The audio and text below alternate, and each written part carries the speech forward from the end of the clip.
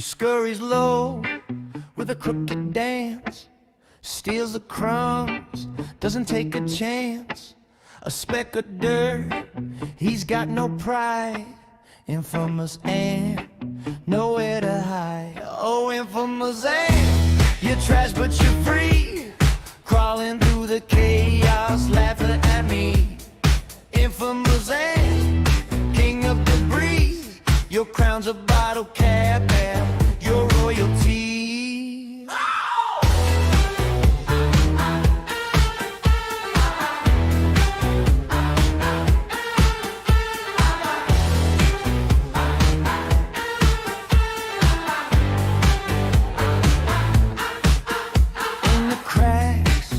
The shadows stay, he builds his empire of decay. Little thief, big dreams collide, infamous and nowhere to hide. He doesn't care, no morals to keep, lives in a world where garbage runs deep. He's got no throne, just a junkyard heap, infamous and king of the cheap. Oh, infamous ant, you're trash but you're free, crawling through the chaos, laughing at me. Infamous ant, king of the breeze, your crown's a bottle cap at your royalty.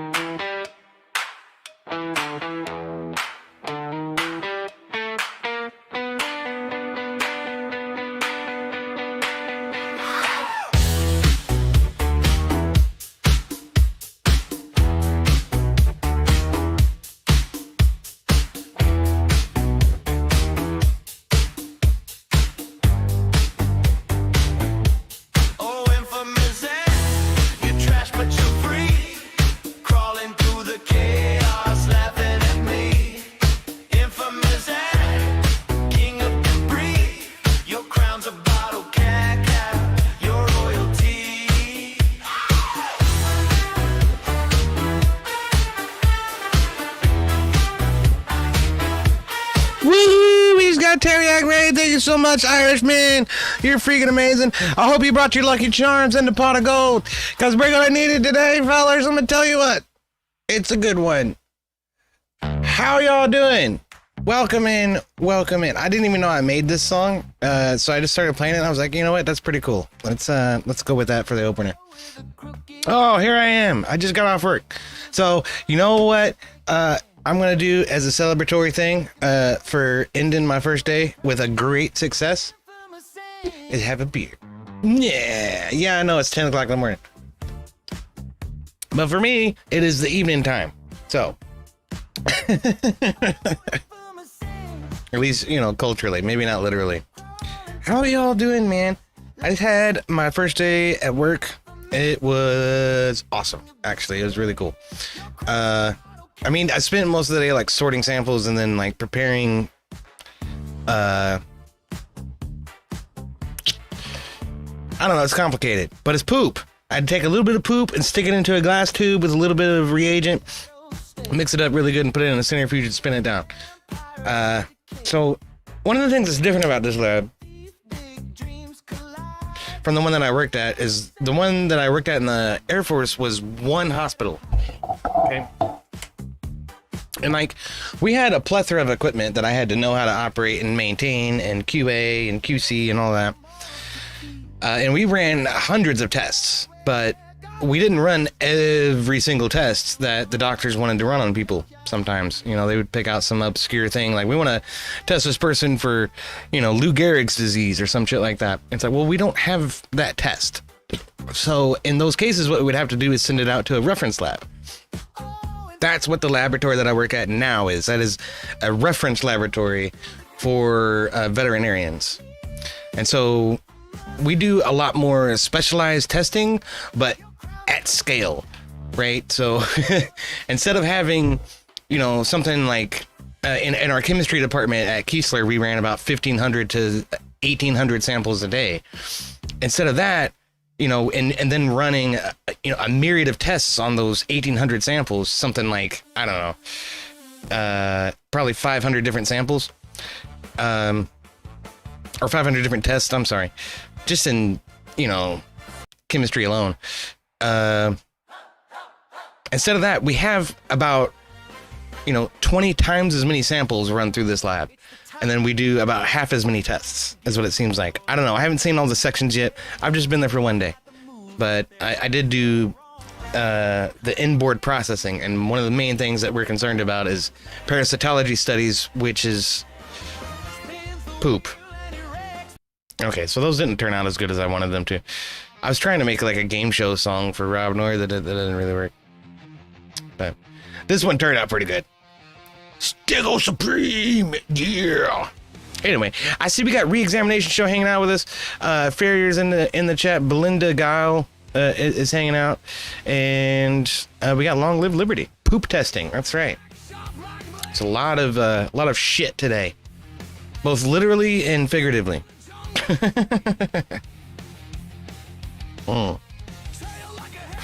was telling my boss when I left, I was like, man, you know, I didn't realize how old I actually am, but my back, having to stand up for the first half of the shift, my back was fucking killing me. So I was ecstatic to sit down and play with poop for the second half of the shift. But yeah, that was one thing I noticed, is that primarily what we do consists of either blood or urine samples, and then there's the poop. So there's blood, pee, and poop. That's primarily what we're working with. And the human lab is a lot more than just that. We had cerebral spinal fluids that we had to do. We had to do bacterial cultures, which we don't do at this particular lab, which is good. Because that's, in my opinion, that's the nastiest part of working with poop, is having to smear it on a blood auger and make sure that you actually get a good bacterial culture out of it. But icy hot helps. You're not lying, Long Live Liberty. I'm going to have to get some. So... Barrier says the wife is watching too. She's making pancakes. Oh, that sounds so good. That sounds so good. I want some pancakes. I actually skipped lunch, but I took a couple of breaks here and there, and I don't know. I sat down and smoked a cigarette and ate some trail mix. I was okay, but I mean, you know, I ate before I went in there. It's such a strange time to be worrying about having a meal. I don't know. I'm probably not going to worry about it. Because it's 1 o'clock in the morning until 9 o'clock in the morning. That's my hours. So it's kind of nuts. But also, I talked to the boss's boss briefly about taxes. Because I thought I was going to come in as a 1099. And he was like, what are you coming in as? I'm per diem. And he's like, oh, no, you be a W-2. Don't worry about it. I'm like, fucking sweet. I hate paying taxes. Paying taxes sucks. Which it does. Like, when you guys send me money, I have to report that, and then I have to pay money on that later in the fucking year. So that's gonna suck. Because you guys have been very generous to me. I appreciate the generosity a lot, but I hate paying taxes. I really do. Because it's like, when you do a W-2, it's like tax season is like, woo, I get a bonus because I get some of my money back. You know, when you do 1099, it's like, oh, fuck.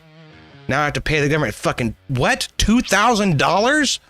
You know, like, no shit. That's probably how much it's going to be. But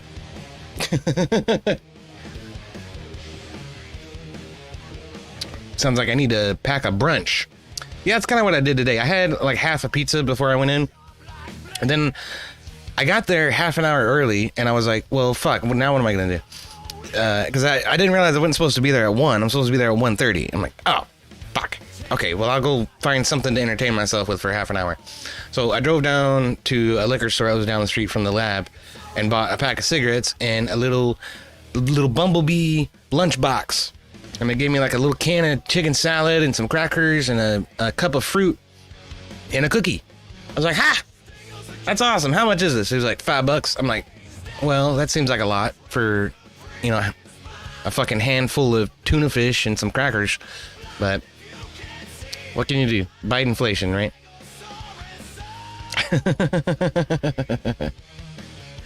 That works too. And then, you know, what's hilarious is after I got there and I looked at the break room, I realized they had this whole vending fucking thing. It's like not a vending machine. It's like a wall with 2 refrigerators and a shelf full of snacks and stuff. And then there's like a little automated cashier thing and you're supposed to scan your shit and pay for it. I'm like, I wonder how many people just fucking forgo that, but just take it off the shelf. But on the shelf, okay, there in the little vending spot was a fucking tuna fish, you know, cracker jam, just like what I had with the chicken salad from Bumblebee. I was like, I could have just got that. I wouldn't have to go anywhere, but that's okay. It's whatever. You live and learn, right? You live and learn. So it's always more expensive at work. Yeah, that's true. That's what everybody was telling me. So I got a chance to meet, you know, a bunch of people today. I mean, you'd be surprised how busy that fucking lab is at 6 o'clock in the fucking morning. But there was a ton of people there. So I got to meet a lot of people. And I kept asking everybody, like, what's your favorite thing out of the vending machine? And I got a myriad of different answers, but one thing was very consistent. Is everybody was like, you know, it is kind of pricey. It's a little overpriced. I'm like, of course it is.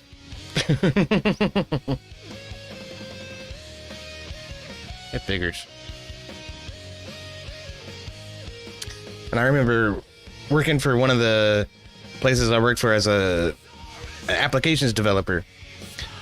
They would not allow us to have, like, we worked in what they called pods, quote unquote, which is sort of like a way of trying to make use of these partitioning systems that companies used to use to make cubicles.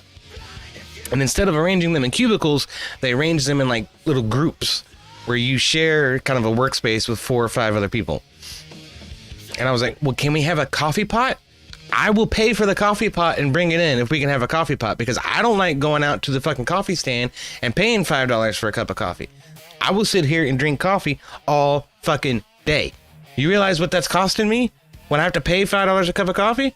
Let me bring in a coffee pot. And they were like, no, you cannot have a coffee pot. You have to go out to the coffee stand and pay $5 for a cup of coffee. I was like, fuck you. So guess what I did?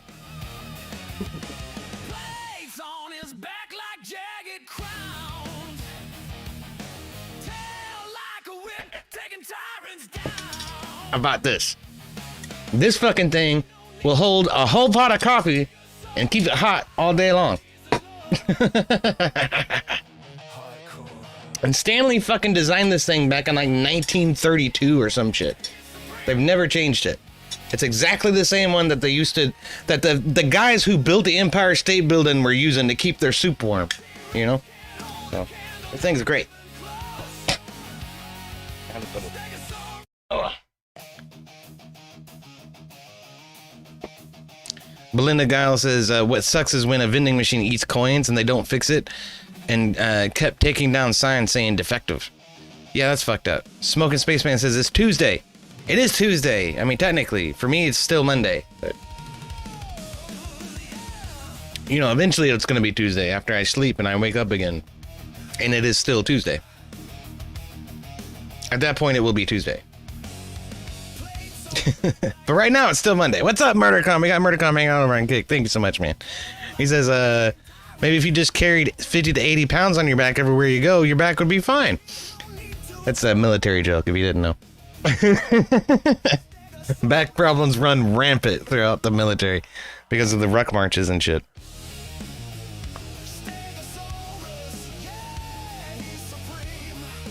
That's a pretty good one, but that's like a version 5 one. We're only going to get a minute of that one. Yeah, there it goes. Yeah, but I gotta pay for fucking version 5 of Suno, man. That thing is badass. But yeah, y'all definitely smash that like button. Be sure to subscribe if you haven't yet. Thank you all so much for coming in. We do appreciate Teriak for the raid. Was EOD in the military too? Absolutely I was. Yeah, I talk about that all the time. Who do you think cut my fucking hair, bro? No, I'm just kidding. I went to a regular barbershop for that. But, yeah, I was in the Air Force from 2007 to 2011 in the medical service as a medical laboratory technician. Go figure. So it's come full circle now, boys. You know, I've been out of the lab since 2011, It only took me, 14 years to get back to it. And now I'm back in the lab. And you know what? I couldn't be happier, because some of the shit that I was thinking about doing in order to make sure that the bills get paid and that I keep a roof over my head was getting pretty grim. As much as I love you all, this isn't cutting the mustard. I mean, for crying out loud, we've been here for 15 minutes. I haven't gotten a single dono. And like, the other thing is I don't want my life to fucking depend on that. I thought long and hard about it. Like, I feel like I had a real opportunity to fucking go full time, but I don't know if I want to. It's like too volatile. It's too unpredictable. But Perry says, if you get version 5, always make it in 4.5, then remaster. It sounds much better. Interesting. Ozma says, thank you for your service. Damn, is everyone in the extended Cruciverse a vet? What a bunch of legends. There's quite a few of us, yeah, for sure. I'm not sure what the real kind of ratio is, but there's definitely quite a few vets in the Crucible crew. There's a lot of vets in my crew, too. Aren't even part of the Crucible. I don't know. We've all but fallen apart, really. Because of my utter lack of consistency in fucking streaming. Which I'm gonna try to fix, okay? We are in process of fixing that as we speak. So, if I play my cards right, then we can keep this rolling until about noon. And then I can send you guys to Rob. And that'll be cool. Because, what's hilarious is I left my YouTube window open when I went to work. I'm sorry, that's probably echoing through my freaking microphone, isn't it? Not anymore. Okay. What was I gonna say is I left my YouTube window open on Rob's stream, and then he must have raided into Teriak, and Teriak's been going the whole time I've been at work. And now that I get off work, Teriak was already on my fucking computer. And then I'm like, oh, hey, how y'all doing? And he's like, hey, you want to stream? I'm like, pfft. I just walked in the fucking door. I guess so. Hold on a minute. But Ozma says, I'm new here. Sorry. Found all you through Andrew and then Rob. Nice, man. Yeah, I've been hanging out with Rob for a long time. Since before he was part of the Crucible.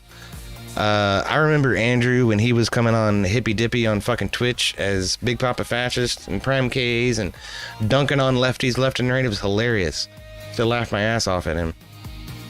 He used to be a lot more of a cudgel than he is now, if you can fucking believe it. But like, fucking libtards, man. When they see the word fascist, they just fucking go off. They fucking lose their minds. Like, oh my fucking god, you motherfucker! Like, I'll give you an example, right? I in my StreamYard, a lot of times my name will be my name, and then like my little slogan on the bottom will be hashtag Make McCarthyism Great Again. Well, the first time I met Confluence, I'm pretty sure it was Confluence, he saw Make McCarthyism Great Again in my fucking slogan and just completely lost his fucking shit on me. It's like they get triggered by these fucking trigger words. Like, there's a great video that we should probably watch that gives some insight into that. I've gotten away from like the reaction streaming shit because I don't want to be accused or associated with people who steal other people's content. But this guy's a little bit of a smaller creator. Maybe he would appreciate it. I hope so. So let's try that. Let's try that for a little bit. And I will say this. Can I show you my Amazon cart? I don't know. Let me look at it. But I have some Christmas shopping that I'm trying to do, okay? And like I just paid fucking rent, and there's like, I don't know, it's like fucking $50 in my fucking bank account. I've got some money transferring from Cash App and PayPal, but that's not gonna happen until like midnight tomorrow, maybe not till Thursday. They don't fucking know. Like, they're just guessing about how long it's gonna take. It's like, how much do we want to inconvenience this dude for not paying for our instant transfer service? But my point is I had a few things picked out that I wanted to get for my parents and my nephews. Yeah, it used to put like it does still put your zip code in the freaking menu bar. Can you not do that? please? Thank you. You know what? That's okay. You can know what my zip code is. There's like 1 million people who live here. So. Okay, so here's what I'm gonna get, okay? It's like no frills. It's just the shit that they told me they wanted. I'm kind of making an assumption about my nephews. It's not even in the cart yet. But Ma said she needed some dish towels and a stink stopper.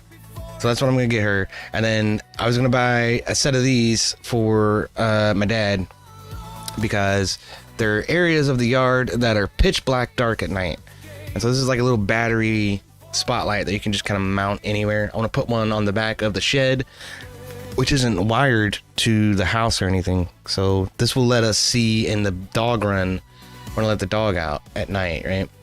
But there's this Sonic racing game for Switch that was featured at the Game Awards, and it was on sale until like today, I guess.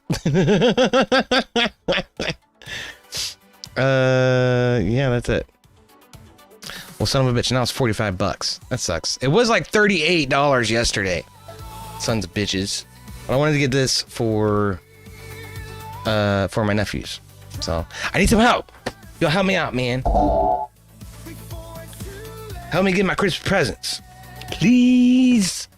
So that's what I'm driving for today. I want to be able to get my Christmas presents for my nephews and my parents. And I don't know, it's like $100. So help me get $100. We can do it. I know you guys can. Oh yeah, and isn't that cool? That's like the Northern Lights up in Iceland or some shit. Yeah, that's kind of cool. Yeah. Anyway, what is it? The donor links are like right here. This is PayPal. Yeah, and then over further that way is Cash App. And then I can make it so it's a little more obvious for you there. There you go. Okay, so do that. And then and in the meantime, what we're gonna do is we're gonna take a look at this video about why words trigger people and how stupid it is for them to be triggered by a simple fucking word. Yeah, this is it right here. So this guy's channel is called Think Before You Sleep. I don't know, how many of you have heard of Think Before You Sleep? Anybody?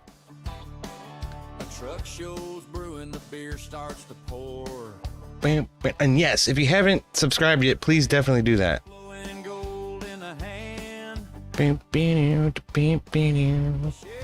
I can't, I've listened to these fucking things so often. It blows my fucking mind. Oh, man. Okay. Amagad is hiding in the chat. Amagad, I see you.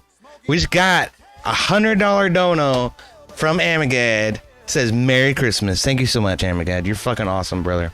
I really appreciate you. Cheers, man. Cheers for that.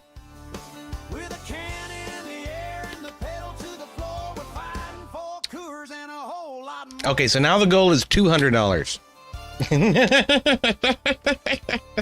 I'm just kidding. The thing is, this job is per diem, which means on an as needed basis.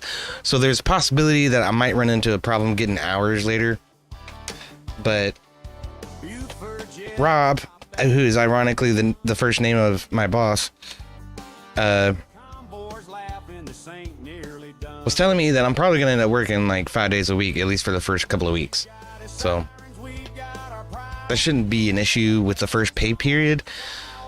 But you know how it is, man. It's like a big enterprise, corporate conglomerate shit. So it's probably gonna be 3 weeks before I get fucking paid, which sucks. That's okay. Once I do get paid, it's gonna be a big fat check. It's gonna be really nice. But I gotta get there. So thank you so much, Amy. I really appreciate you a shit ton, man. You're awesome. Also, I'm seeing that my camera is not cooperating again. This chroma key needs a little bit more juice. Not that much. I like that, I guess. Oh yeah, there we go. I can just increase the similarity. That works a little better. Yeah. Yeah, man. Yeah. That's what I'm talking about. See, I'm floating. I'm in space. And then it's like, I'm in the fireplace because it's fucking cold. Okay. Sorry. This is the video I'm talking about. Let's take a look at this. So there's a couple of revelations in here that I found particularly interesting. But primarily what this guy is talking about is how, firstly, the education level in America has absolutely fucking plummeted. And then the hateful rhetoric on the left has absolutely freaking skyrocketed. So Freer says, we see it, you look fine. I know, but I was previewing this scene, and then I realized there was like fuzzy stuff up here for some reason. So I just had to move some sliders around to get rid of it. That's all. Anyway. It's before dog shaka, senor.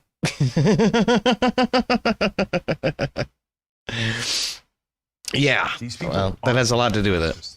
They are fascists. So yeah, and it's this fucking rhetoric right here.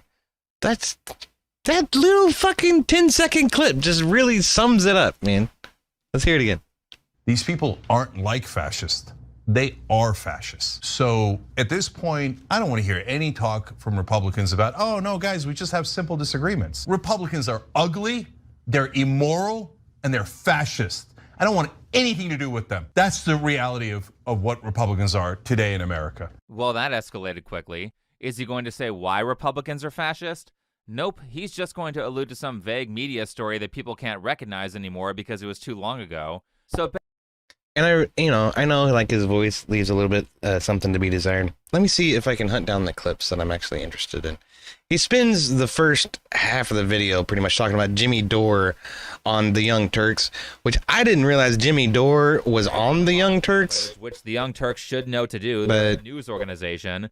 But if you go frame by frame, you can see the pregnant black lady is actually put on her side, not her stomach.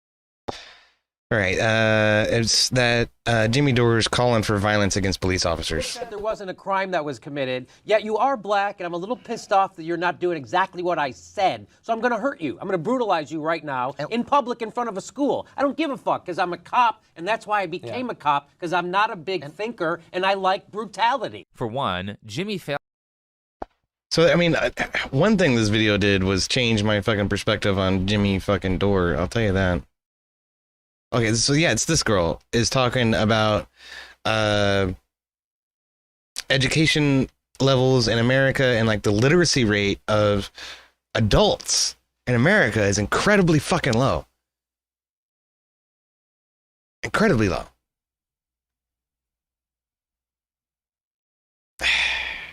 I should just let the thing play. I should just let the thing play. So let's do that. Word violence, especially after Listen, watching every if you haven't subscribed to Think Before You Sleep, definitely do that and check out his video right here. So I'll put that link in the chat. Okay. reasonable person flee that party or get ousted for not being far left enough. But the way we got here is not a mystery. In fact, I think a lot of the progression towards radicalism is quite intentional. Yeah, me too. I think it's a fucking communist fucking ploy to destroy political discourse in our country. Also, if you have not subscribed to my channel, definitely do that. You will subscribe. You must subscribe. Subscribe now. Have you subscribed yet? Why haven't you subscribed yet? Subscribe. Do it again. Do it again. Do it 5,000 times. And tell all of your friends to do it. Eventually, we're going to get over that 500 subscription mark, and then we'll be able to do super chats and all kinds of fun stuff. But yeah, everybody definitely liked the video too. Like and subscribe. Like and subscribe. Speaking of the Young Turks, allow me to introduce you to former employee Jimmy Dore, telling the Young Turks audience to assault cops. When you're around cops, right, you're like, oh, you want to be like compliant, right? But at the same time, if you don't know they're going to slam your head into a car or something, like you don't want to be so compliant. Right. Like, so when do I fight them? When do I give a little resistance? I've watched enough body cam footage to know that almost every time someone's having a bad... Yeah. When do you fight them? When do you offer enough resistance? To do what, Jimmy? What is it that you think you're going to fucking accomplish other than getting yourself arrested and having, the whole legal system fucking shit on you? We got Wretched Misfit hanging out over on Kick too. It's good to see you, Wretched Misfit. Welcome in, brother. And now we got Wobbly hanging out over on YouTube. Good to see you, M. Gunderm. I'm not sure where that came from, but I recognize that that's Wobbly. Good to see y'all. Welcome in. I just got off work. Okay. So before anybody wants to give me shit for having a beer, had my first day of work. It was very awesome and successful. Met a bunch of great people and had a good day. And now I'm relaxing with you guys. This is why I wanted to show the Jimmy Dore segment. Bandit says, I like Jimmy Dore. Note that this clip was back when he was on the Young Turks. Exactly. I didn't even know he was on the Young Turks. Apparently he was saying some seriously inflammatory shit when he was. Experience with the police is because they were violently resisting arrest after breaking the law. So his advice to be extra confrontational towards the police instead of being assertive and polite is going to get people killed. Now, in this specific case that Jimmy was talking about, the officer was in the wrong and self-defense would have been justified. But the issue here is that he applies this advice generally to police encounters while suggesting with no evidence that the woman they're talking about in the last clip was assaulted by the officer because she was black. But what's wrong with this guy? Is it like a power thing? Is it roid rage? Is it something like weirdly sexual? I would guess the woman was not white who he did this to. Oh. This was said in 2013, around the time that BLM started. Non-white means black because those were the types of videos that were going viral during that period. So the suggestion is that the And why do they couch the language like that too? Could you think of anything more racist to say than not white? I mean, I realize like this is in favor of the underdog and therefore it's fine insofar as like the Marxist dogma is concerned. But like, just think about that for just a second. Like, this is someone, this is what it means. Okay. This person, I'm guessing this person was not white. Or no, why did he say that? Why did he bring that up? Why does it matter? He's saying that it's someone you should empathize with because that person is not white. If that was a white person, like, pfft, who gives a fuck? You know, like, let the cop fucking beat him to death. Nobody would even care. Tony Timpa. Anybody remember that one? Tony Timpa? Yeah, that's exactly what fucking happened to Tony Timpa. So. Bandit says, I remember when he spit on Alex Jones at the RNC in 2015, 2016. Shit. What that was Chunk Yogurt though. When that was Chunk Yogurt. That wasn't Jimmy Dore. I'm pretty sure that was Chunk Yogurt. But that's what I call him, is Chunk Yogurt. You see, the hilarious part is you don't even have to fucking insult these people's race. Their fucking politics and their silly names are enough. But I knew he was a lefty, Achilles. I didn't know he was on the Young Turks. So that's what surprises me, is that not only was he a lefty, but he was on like the premier communist progressive fucking outlet. Like, that's what surprised me. Like, I thought he was more moderate than that.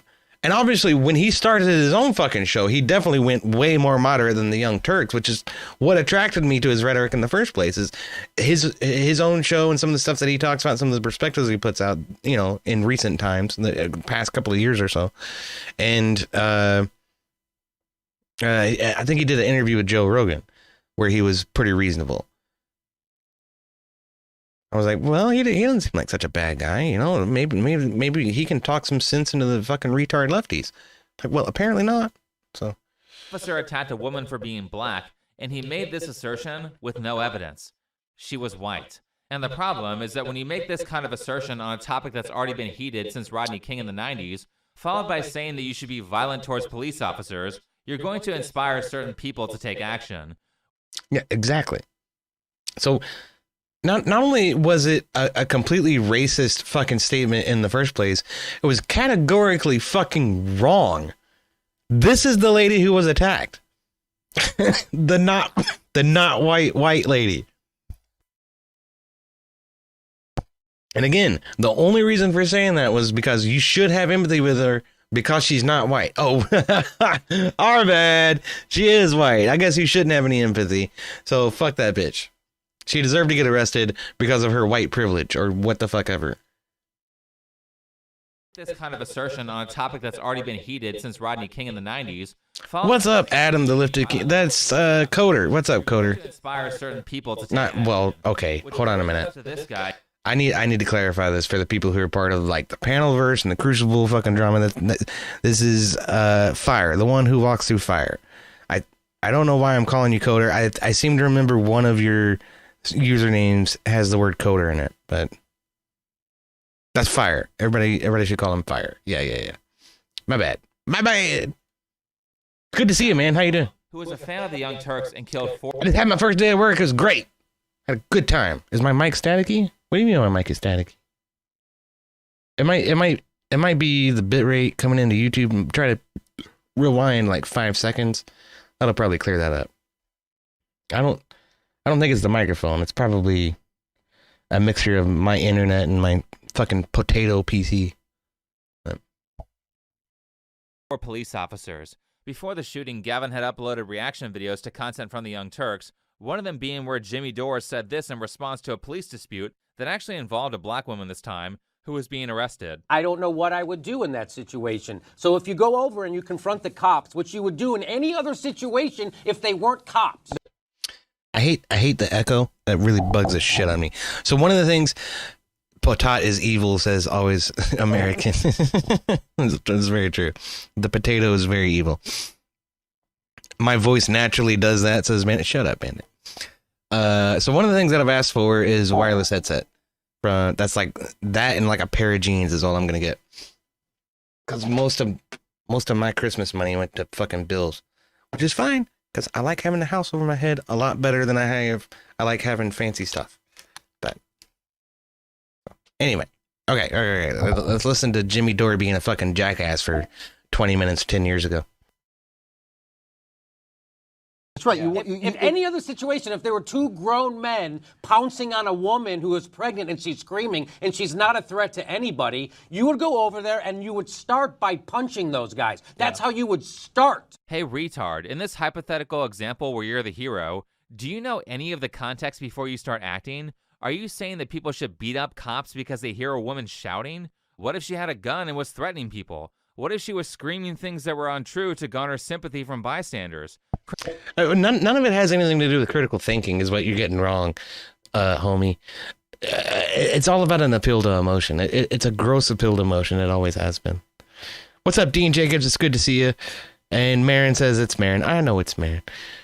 Fire says, I can't believe the director of Princess Bride is dead, man. I know. God, it's so tragic what happened to Rob Reiner, man. And I have to echo Rob's sentiment about this. You know, I'm never going to celebrate anybody's death. You know, I'm never going to jump up and down and say, woo, you know, somebody I don't like died.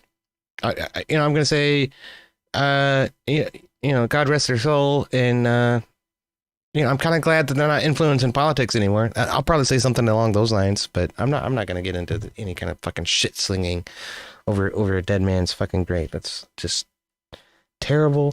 And I also wholeheartedly condemn Trump's comments on the matter. I think that was the wrong time to be, you know, political and shit. But Minister Sobriety says, Mr. EOD. Good morning, chat. What's up, man? Good morning. Cheers. All right. Criminals do that all the time, so telling people to assault cops based on small amounts of information that they would realistically have in a situation like this is incredibly irresponsible. The full context is on screen for those who care, but basically a pregnant black woman was put face down on her stomach and put in handcuffs for failing to identify. The baby ended up being fine when she was born, but why was this woman put into that position? Okay, so you said it, failure to identify. That's not cooperating with police. It raises suspicion and gives, you know, ground for reasonable doubt, so that they have to investigate you now. If you were forthcoming with your information, they would not have done that. This is what's so fucking frustrating about most of these cases that end up being, you know, BLM cases or, you know, Jesse Jackson cases, as I like to call them, where there's this huge civil rights outcry over something that could have been, you know, innocuously handled had the person been cooperative with police. That's all it takes. That's all it takes. Just cooperate. And if they do something stupid, if they do something wrong, if they lock you up erroneously, take them to fucking court. And guess what? You'll have their fucking badge. You know? But nobody wants to realize this or fucking admit to it. It's terrible. Terrible. Well, it's because she... Reminds me of fucking Steel Man. Y'all remember that fucking saga? What? We spent like a week going over that and over that and over that with fucking Abe Dinkus. I don't know why it kept coming up, but I couldn't believe they spent as long as they did on it that one night he was in his fucking chat. But what was he doing? He was sitting on top of a fucking van out in the park, not wearing a shirt, and freaking people out. So they called the cops to figure out what the fuck was going on over there, and Steelman refused to provide any ID. So guess what the cops did? They put him in cuffs and stuck him in the back of the car until they could figure out who the fuck he was. I don't get it. You gain nothing by being uncooperative with the fucking police. You gain everything by being cooperative with the police. Whether you've broken the law or not. Either way. Like, if I'm speeding and I know I'm speeding and I get pulled over, I just say, yep, you're right. I was doing 25 over the speed limit. My bad. Give me the ticket. I'll pay it. And guess what? That's it. We go on about our day. I don't get shot. I don't get arrested, or anything like that. So shit just drives me nuts. Was resisting arrest. Yes, the arrest was unlawful because in California, you don't have to identify in that specific context. However, instead of educating people on how stupid it is to resist arrest unless your life is in danger, even if that arrest is unlawful, Jimmy suggests that basically all cops are racist and you should be violently hostile towards them. There's no reason to arrest her. And she's not going anywhere. That's not true. If you watch the footage, you can see her walking away from the police. He already said there wasn't a crime that was committed, yet you are black, and I'm a little pissed off that you're not doing exactly what I said. So I'm going to hurt you. I'm going to brutalize you right now in public in front of a school. I don't give a fuck because I'm a cop, and that's why I became a cop, because I'm not a big thinker, and I like brutality. Yeah. Again, it's just gross appeal to emotion without even considering the facts or thinking about, how could this have gone better? What could the citizen have done to make this, a more congenial interaction? No, it doesn't fucking matter. Punch the cop in the face because they're Nazis. Bandit says, I award you no points and may God have mercy on your soul. That is the stupidest thing I have ever heard, and everyone in this room is stupider for having heard it. You missed that part. That was like the important part. But all right. For one, Jimmy fails to mention that the white lady said someone else witnessed the black girl punching her car and violently screaming at her, so the black lady might have lucked out with an unlawful arrest for failure to identify. She could have very well been guilty, and that might be the actual reason for why she was resisting. More importantly, and I withheld this information from earlier for dramatic effect, but if you go frame by frame on the body cam footage, which the Young Turks should know to do, they're a news organization, but if you go frame by frame, you can see the pregnant black lady is actually put on her side, not her stomach. She's on her side the whole time. So while this arrest was technically unlawful, the cops, in fact, were not trying to beat her up. The way the Young Turks reported this story, followed by their conclusion about cops, is actually kind of evil. People who join the police like brutality. That's It's why vehemently they dig this shit. It's vehemently evil. This, again, like I said, this another revelation that I got out of this video was that Jimmy Dore was a piece of shit back in 2015. He was a fucking, how do we say this? He was goading people into conflict with the police and then painting police as the fucking bad guys. Just a fucking communist, Marxist, revolutionary piece of shit. Just like this asshole on the left. I don't even recognize that one on the right. But this one on the left, he's been there a long time. Like this guy. He's been there a long fucking time. And he's just as much of a piece of shit as Chunk Yogurt is. Farrier says, my lawyer would advise me to give my name, then shut my mouth until I've spoken to said lawyer. Because in that traumatic state, I shouldn't be making statements that could be used against me in a court of law. Well, you're not lying about that. You're identifying yourself. And by identify yourself, I mean your fucking your wallet, your ID, which everybody has, even if you're black. Contrary to fucking Democrat popular fucking belief that black people can't get a fucking ID or a birth certificate. That is so stupid. It is so stupid and condescending and dismissive of black people's ability to fucking, excel in society. That shit makes me infuriated. But the guy is so small talking all that shit. That's how it usually goes, Menace to Sobriety. The small guys got the biggest fucking mouths. I tell you what do they call that? Napoleon complex? Yeah. That's what it is. Serious Napoleon complex here. Okay. Hold on a second. We gotta do the Hasanabi thing for a second because I gotta run to the fridge. So let's continue with our Smoking the Bandit run. I really like this one. This is a good one. I'm telling you, like, my fucking AI music has been getting stuck in my head a lot lately. But okay, I'll be right back.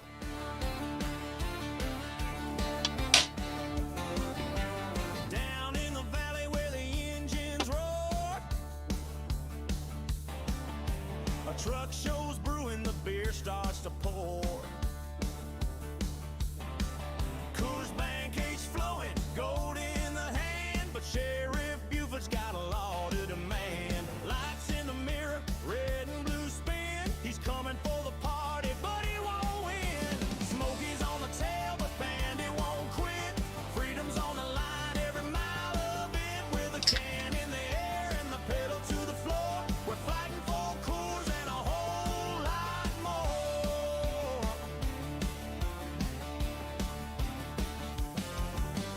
Flatbed loaded, we're crossing state lines. With every gear shift, we're burning up time. Heroes buddies yelling, stop that rebel run, but the convoy's laughing, this ain't nearly done. He's got his sirens, we got our pride, and a cooler full of justice on this wild ride. Smokey's on the tail, the bandit won't quit. Freedom's on the line, every mile of it, with the can in the air and the pedal to the floor. We're fighting for Coors and a whole lot more.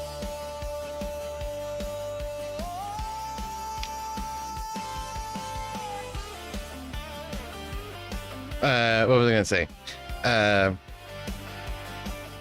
don't know. I had something in my head before I sat down, and then I just went.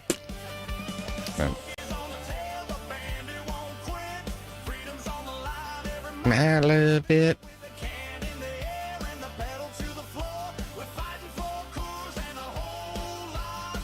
Hmm.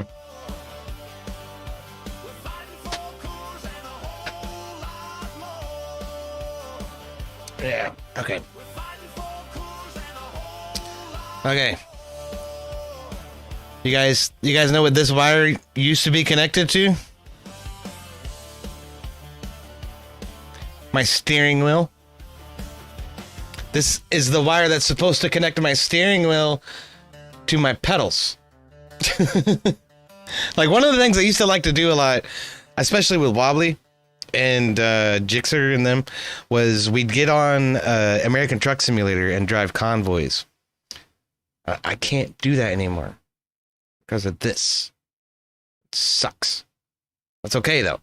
Okay, because come into January, I'm gonna have a new rig, and by then I'll be making some money, and so I will replace my steering wheel. You know, unless you guys want to be like super really nice and send me the fucking $350 that's gonna cost. It's okay. That is not important. That is not time sensitive. I will get there eventually. So I've had this steering wheel for like 10 years. I don't know, it's like attached to me. It has like a sentimental value that can't be replaced, and I'm very mad about that. But guess why that wire got broke? It was my dog chewing on the freaking wires. It's okay. I love him anyway. It's a labor of love. I'll tell you that. Okay, I'm sorry. That's what I wanted to talk about. That was that. Who needs power steering, pansies? Oh, shit, fire. Achilles says, I know you let that chair open a beer. Well, you know, maybe.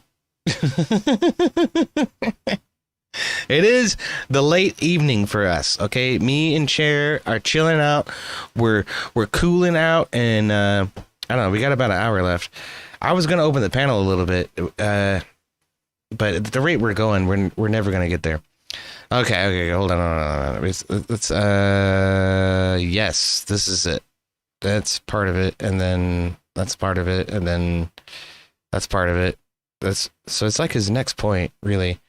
after this guy. Ah, this guy is a fucking terrorist who was directly influenced by the Young Turks rhetoric. Like almost exactly directly. And he's referencing a bunch of other YouTubers talking about it. But I think this is the guy in Dallas who was on a rooftop and shot and killed 2 or 3 police officers. And in his like Facebook post and his fucking manifesto or whatever, he echoed almost precisely Jimmy Dore's words, which is why Think Before You Sleep was focused on Jimmy Dore for quite a bit. And yes, they're right wing. Now, this happened a while back, so you would think that the Young Turks would have... That's the other thing, is the Young Turks claimed that the kid was right-wing, even though he was exactly, reacting to Young Turks content and downright mimicking the rhetoric word for word out of Jimmy Dore and Cenk Yogurt's mouth. So earlier chat about Ben Mankiewicz. On the type of language that they use, but nope. A handful of years after this event, you can still find them promoting violence. I know we're not supposed to, support violence, but hey, sometimes it's like punching a Nazi. You just got to get in there and, make it happen. I know we're not supposed to support violence, but sometimes you just got to get in there and make it happen. Yeah. Mm-hmm. Very, very revolutionary-esque. Okay, you meant this guy. That's where we're at, 9:58. I'm pretty sure Bandit's talking about the guy sitting to Jimmy Dore's right. But the short hair, talks on Young Turks all the time, is a complete fucking dumbass. Oh, look at that. That's a great fucking freeze frame. I swears. It shows me one thing and then it does something else. To a police dispute that actually involved a black woman this time who was being arrested. I don't know what I would do in that situation. Yeah, that guy. That actually involved... God, it only shows it for half a second. My bad. Being arrested. I don't know what... Okay, you saw it. It's that one guy. That one guy on the Young Turks with the short hair. Okay, anyway. Okay. I know we're not supposed to, support to the violence, meat but hey, sometimes of what I was trying to get to. You just got to get Let's in there get there. and, make it happen. During this segment, she called the guy a terrorist at one point and then a Nazi during that clip who you should violently assault because he broke an LGBT sign that was near a mannequin of a child inside of a Target store. Gee, wouldn't it be awkward?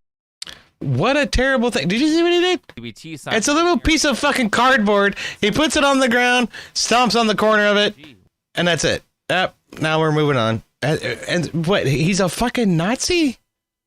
For doing that? For saying I don't want queer shit exposed to my fucking kids? To my younger siblings? To my nieces and nephews? For God's sakes. How does that make you a Nazi? Wouldn't it be awkward if there were examples of trans people destroying signs? Though I'm glad to see that the Young Turks has learned to calm down their rhetoric, considering, one of their fans committed a mass shooting after he was on camera directly repeating their violent messaging. But as bad as all this stuff is, along with the constant violent rhetoric from leftist media corporations and politicians... This is funny. The GOP posted, Jasmine Crockett, I challenge somebody to go and find a clip of a Democrat invoking violence. Challenge accepted. Here you go, Jasmine. 2 minutes of Jasmine Crockett invoking violence. That's hilarious. I think it's still surface level material because there's actually something far more nefarious going on here that is quite abstract but very effective at turning people into radicals. And to talk about that, let's go to a video made by a channel called The Second Story, where Hillary, the channel owner, talks about what I think is the deliberate dumbing down of American kids through the education system. According to the PIAAC, over 25% of adults in America score at or below level 1 literacy. Go ahead and rewind that if you need to, but let me say that one more time. Over 25% of American adults cannot read above kindergarten literacy. And yeah, let that sink in for just a moment. A quarter of the adult population of the country cannot read better than a fucking kindergartner. A kindergartner. Never mind a 5th grader. You get into 5th grade territory, we're dealing with some real fucking geniuses. This shit is nuts. You know, and I remember seeing a bunch of TikToks and like Twitter posts from teachers in, you know, middle school saying these kids can't read. They can't do basic arithmetic. They're not prepared for middle school. How the fuck am I supposed to get them ready for high school? And how are those people supposed to get them ready for fucking college? And now we're seeing the dividends pay out on that one. Adults can't fucking read in this country, man. That number is growing. Now, let's just sort these stats out by race, because I don't care if people say they're offended by reality. And look, I think we found an issue that no one is shocked by. It would be horrible if someone pointed out that 44% of Hispanics and 50% of black people cannot read above a kindergarten level. Good Lord. You gotta be kidding.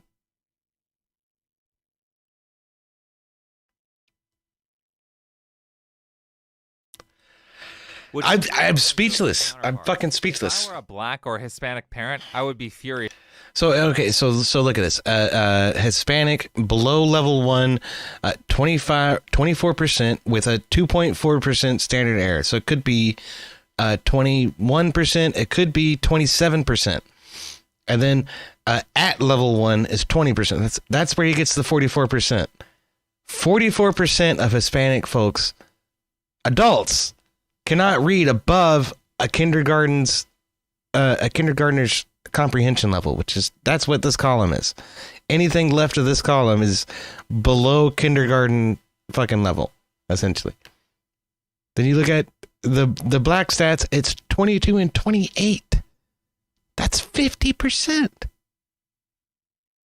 That's 50 fucking percent, right on the money. That is insane.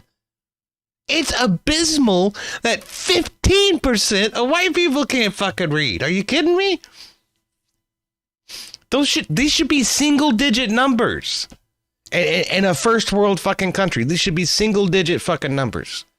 And we're dealing with 50% of black Americans cannot read above a kindergarten level. That's crazy. That's fucking crazy. And it's all this, you know, oh, well, we're not going to fail you because that would hurt your feelings. We're going to pass you anyway and just make it, you know, the next year teacher's problem. Instead of making these kids, you know, come to the level that they need to be at in order to advance their academic career. They're not bringing these kids up. They're giving them an excuse to stay down. And it's disgusting. It is degrading and dehumanizing, frankly. Sometimes people need a kick in the ass in order to do better than what they're doing. Otherwise, they will just skate by on the bare fucking minimum. And this is the result of that. Minister Sobriety says, hey, leave my cousins alone, Eody. Okay, look, I have Hispanic cousins too. Okay, and to be frank, they're fucking smarter than me. They read better than I do. They went to fucking college and shit. I can't say her first name, but let's call her Tara. I think she's a pharmaceutical technician, and let's call the other one Margaret. I'm pretty sure she is like some corporate exec, and they're both making tons of fucking money. They have beautiful families and big houses down in Texas. They're doing fine for themselves.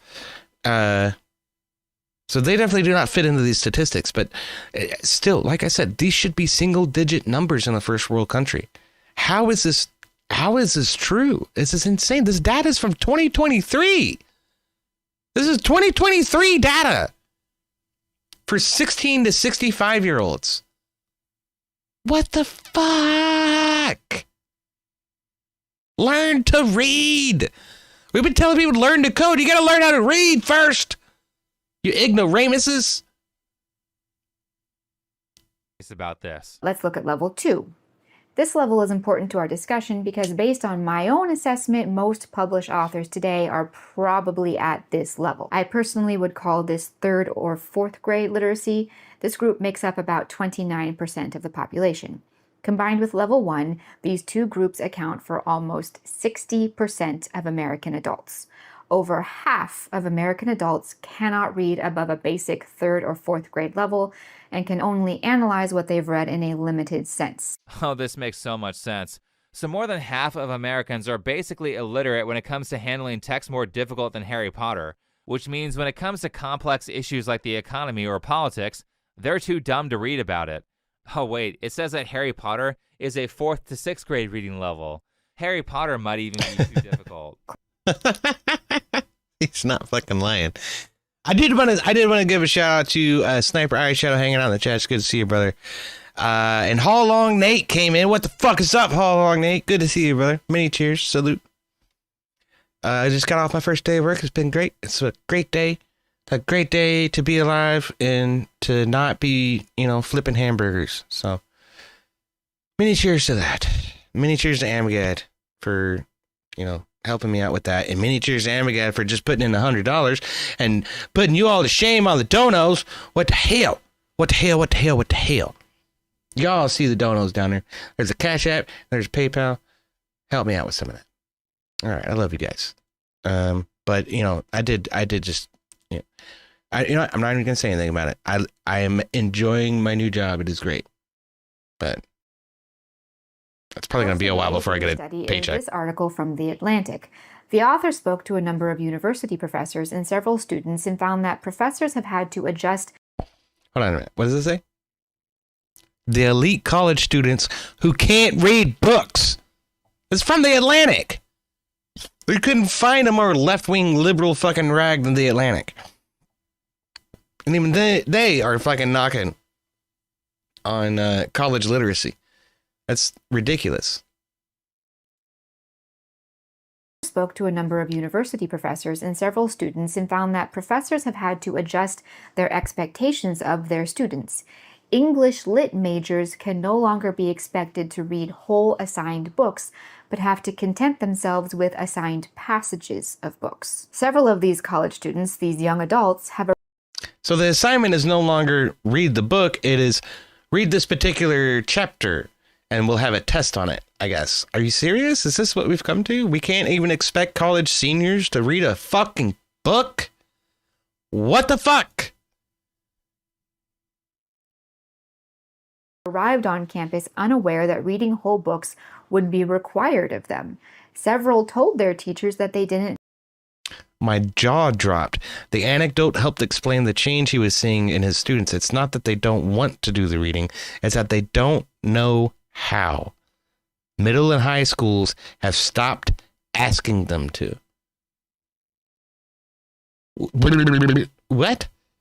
Yeah, see, this is it. Again, this is kicking the can down the road and not forcing these kids to achieve the level of academia required in order to advance to the next fucking level. That's why the whole grade system is there. That's why we have first, second, third, fourth, fifth, sixth, seventh, eighth, ninth, 10th, 11th, and 12th grade is to determine your academic, prowess and capabilities. But what's it turned into is just like age groups instead of what it was intended to actually be. Like it's destroying, the whole capability of a generation's workforce. There's nothing more detrimental, in my opinion, to a country than to usurp the education system the way that ours has been usurped. Know how to read a whole book. Let me repeat that. English literature professors at a number of good colleges can't assign books that they used to be able to assign, like Crime and Punishment, because students can't read a full book. Look, I'm not going to pretend that some of this isn't due to diversity quotas in the prior statistics that I showed, but I also think the reason that those stats exist is because of a change in how reading is taught that is designed to make you stupid and therefore easy to manipulate. To address this, Hillary spends a lot of her video talking about critical literacy education and about the differences between phonics and whole language learning, which are different methods of teaching kids how. Yeah. I was gonna touch on this too. Like when I went to high school, I had to read Homer's Iliad, Homer's Odyssey, and Ayn Rand, the Atlas Shrugged, and the Fountainhead. We read A Tale of Two Cities. Yeah. This is all just senior English too. And the hilarious part is we're reading Ayn Rand, and like my teacher is like a lesbian white lady with dreadlocks. So I don't know that she really wanted us to read Ayn Rand, but we did. She also told us it was cool to cut her class. She would not fail us. So like that was a thing, but which I did, occasionally. But I don't know. We read a ton of books. I read a shit ton of books throughout high school. Every year of high school, I had an English class, and every one of those English classes depended upon me reading at least, half a dozen books. So I don't understand how kids can get through any school without reading books. We read books in middle school too. They were shorter. They weren't full novels, but we still read whole fucking books. To read. To put it simply, phonics is the correct way to teach people how to read, and whole language learning is retarded. When you're taught phonics, you break down words into their individual parts and use pattern recognition to figure out what words are being used in a text. So if I'm 6 years old and I look at this word here, I'm going to use the pronunciation rules by saying k-ats and say, oh, well, that's how you spell cat. With whole language learning, you just kind of memorize each word individually based on how it looks, which is completely stupid. And I did. Yeah, okay. So this philosophy of reading comes from, any guesses? Anybody got a guess as to where the philosophy of reading comes from, where you have to recognize the whole word and then just memorize the words? Like, he doesn't really touch on this, but I figured it out. I recognize it immediately. So you guys know which language it is where that's like absolutely fucking necessary? It would be a language that has like a single character for an entire word. And their alphabet consists of like 2,500 different characters. I'm giving you a lot of hints here. Yeah, I think we read Julius Caesar, Romeo and Juliet, End of Mice and Men in middle school. Romeo and Juliet's not actually that long. Neither is Julius Caesar. They were intended to be plays, but like the Iliad and the Odyssey were really long. Those took a while. Greek, says Achilles. No, that's wrong. Greek have an alphabet just like we do. The Greeks and the Latins were very similar. Chinese, that's right. That's right. Bandit got it. It's Chinese. This philosophy of reading comes from the Chinese. This is a direct Marxist injection into the way we teach English based on a culture and a language that couldn't be further from being relevant to us. Why? Because of fucking unions and Marxism. Teachers' unions and fucking Marxism. Egyptian hieroglyphics is a good guess, Sport Brand. But no, I was talking about Chinese. That's a good guess, though. That fits the criteria. Did not fail to see how this method is not only highly inefficient, but it also stifles critical thinking skills, as kids have to wait until they're told how words are pronounced, instead of being able to accurately predict how to say new words based on patterns that they've learned. I'm 27 years old in a corporate job, and I do not know how to spell. Okay? Because I'm from the generation where I'm in 5th grade, and I had a laptop with spell check on it. So now I'm 27 years old, listening to podcasts on how to sound out words, how to spell, because I don't know how. Mind you, I'm educated. I have a bachelor's. I want you to remember this. What did she just say? Let's try again. Hold on. Repeat that. Because I don't know how. Mind you, I'm educated. I have a bachelor's. I'm educated. I have a bachelor's. How curious. I want every one of you in the chat to remember that right there. The next time somebody tries to fucking poke you in the eye and say you're a stupid conservative, you're not fucking educated. That's why all the people in colleges are lefties, is because we're educated. We know more than you do. Oh yeah? Spell supercalifragisticexpialidocious, dickhead.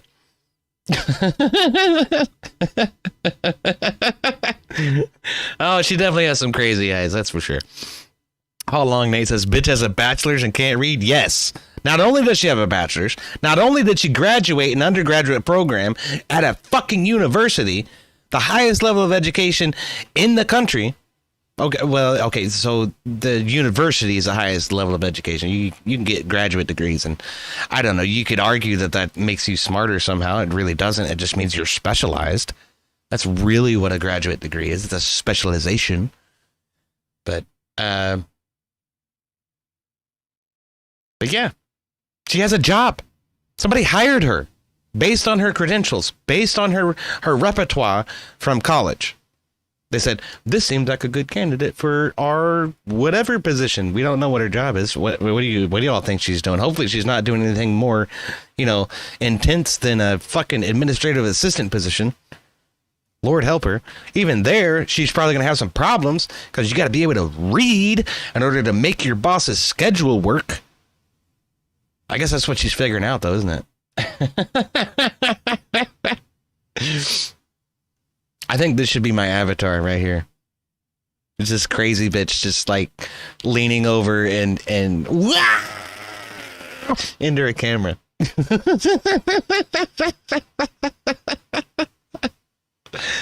Oh shit! Sniper Shadow says she's working under old Bill's desk. Yeah, probably.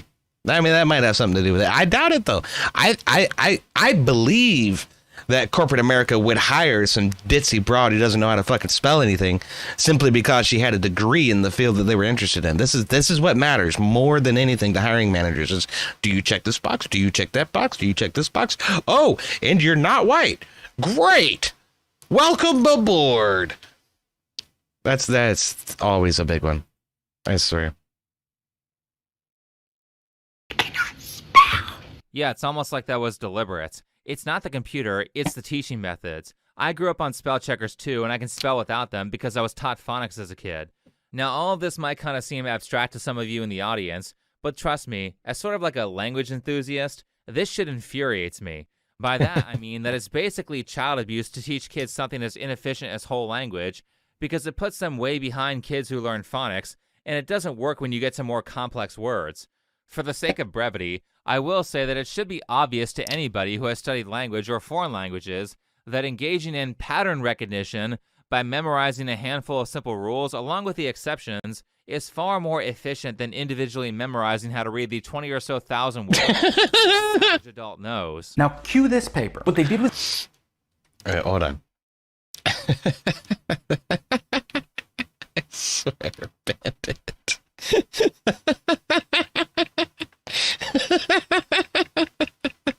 I don't know if this is true or not, but this is what Bandit posted.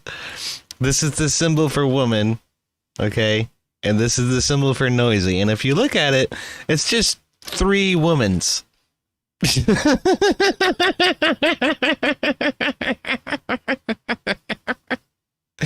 That's pretty funny. That's pretty funny. Okay.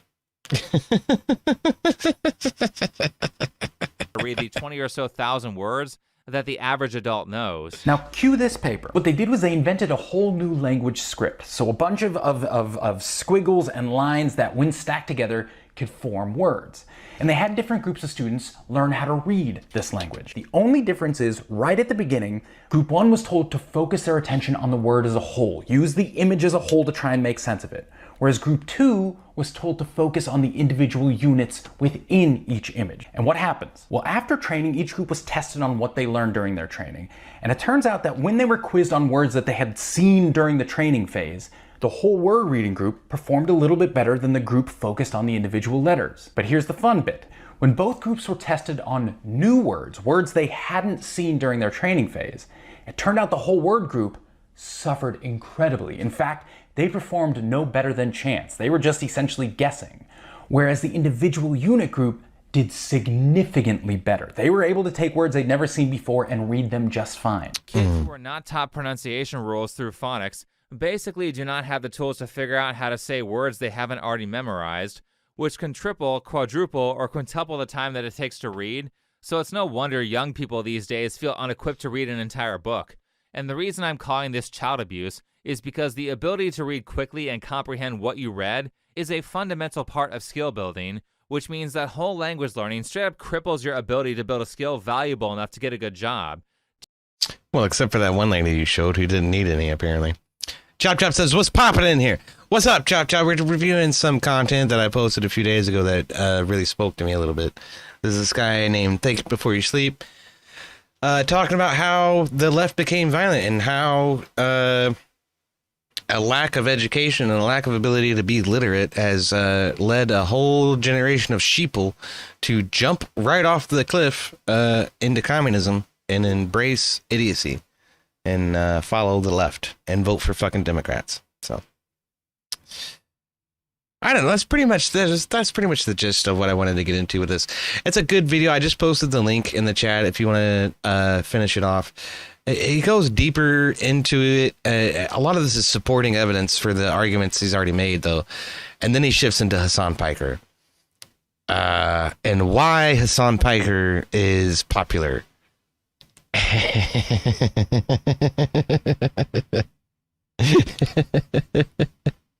Yes, apparently it takes a deaf, dumb, and blind, illiterate fucking commie to appreciate someone as, you know, disdainful as Hassan fucking Piker.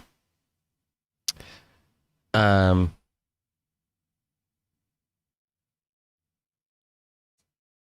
wanted to, yeah, now I'm thinking of fucking Sugar from System of a Down. You wanted to, I wanted to open the panel and try to have a conversation with folks for a little bit. I like doing that a lot, and that works really well for a lot of my community, but now is not usually the time when I am live.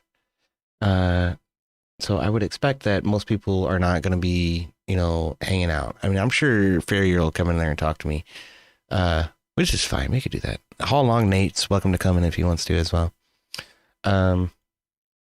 But I'll tell you what, I'll post the Discord link. We'll pin it at the top. If anybody wants to come in, definitely do. And then join the waiting room or the live room if you can, which you can. Johnny MD, I see you in the waiting room. Go to the live room. He just moved to the live room. Oh, shit. Imposter Koenig says, EOD, you're on fire. I am on fire. I'm in the fucking fireplace. Oh my God. They're trying to cook me like one of them Jews.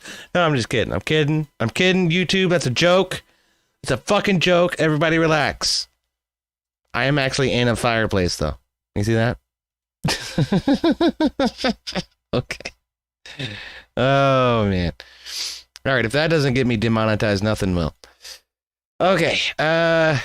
Yeah, let's jump in here and we'll talk to Johnny. And then I'll do the link posted up at the top. That was funny. I was like, you can't go in a freaking live room, Johnny. They immediately moved. That was pretty funny. All right. Hello. Oh, hey. Yeah, I was just on the phone with the fire department to let them know that you were on fire. No, don't call my fire department. They hate me. When, God rest his soul, I found my uncle dead on Thanksgiving a couple of years back. I couldn't get in the fucking house, and I called fucking cops, and the fucking 911 operator told me she heard me banging on the fucking door, and she's like, that's what the cops are gonna do. They're not gonna be out there anytime soon. I'm like, fuck you then. I hung up the fucking phone and tried to figure out a way to get in the fucking house, and one of the neighbors was like, call the fire department, they'll kick the fucking door in. I'm like, aha. So that's what I did. I called 911 back. I got the same operator. I don't know how they do that, but they sent me straight back to the same operator. And I'm like, I see smoke coming out of the building now. She said, you see smoke? Are you serious? I'm like, yes. She's like, okay. That's literally how she fucking responded to me. And then not 20 seconds. Her way of saying kiss your door goodbye. Probably. But not 20 seconds later, the fucking fire department shows up with like 2 big ass regular trucks and the fucking ladder truck. I'm like, what the fuck did they send the ladder truck for? I told them the address. This is a fucking neighborhood of shotgun houses. He lived right down the street from me. But yeah, that's, you know, one of the guys got out of the truck, stood in front of the door and looked at me and said, are we going in there? I'm like, yes, break that fucking door down. That's why you're here. And he just hauled off and kicked it, and there laid my uncle in his easy chair sitting in front of the TV. But Looking over at him going, you could have just knocked if you wanted a beer. no, man, he was dead. He was dead. Oh. Yeah. Yeah, that's a great way to make a good joke shitty.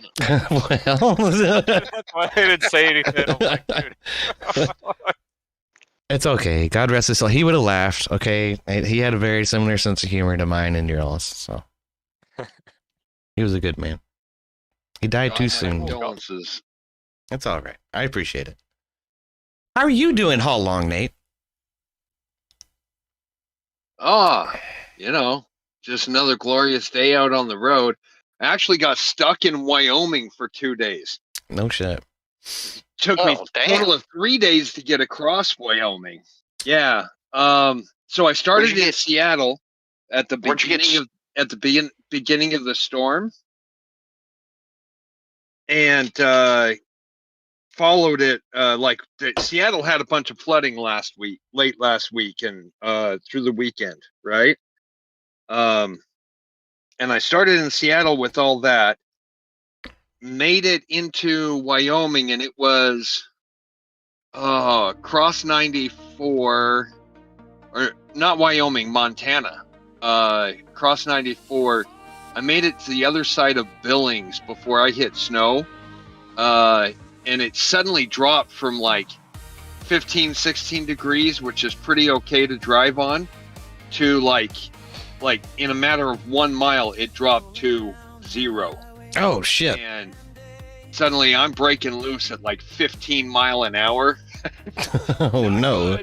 Not good. Well, what do you mean? What do you mean by breaking loose? Yeah, that the trailer's trying to get away from you? Oh, no, I could feel the drive tires kicking out to the right and swinging back to the left. Right, slipping out from under you. Like literally. Yeah, I was losing traction. It was kicking out. It was kicking loose on me. So I got pulled over, and then an alert came across my phone that the road was closed. Oh shit! So I threw on chains. And got to the next off ramp, and sat there for 12 hours. Oh shit! They reopened it, but I still had to have chains on. So it took me 11 hours to do 235 miles. It's normally like a 3-hour drive. Yeah, that's crazy. I could have biked it faster, right? That's nuts, man. Well, the company. Right, the company has the trucks limited or governed at 68 miles an hour, right? Okay. So, but that's still 4 hours. Yeah. You know what I mean? Like 4 hours. But no, it took me 11. So that's fucking nuts. It took 3 days to get across there instead of a day and a half. Oh yeah. And anyway, so in the last 2 days, I've actually made it across to Waterloo, New York. Oh no shit! That's from Montana. That's like the whole fucking country. That's nuts.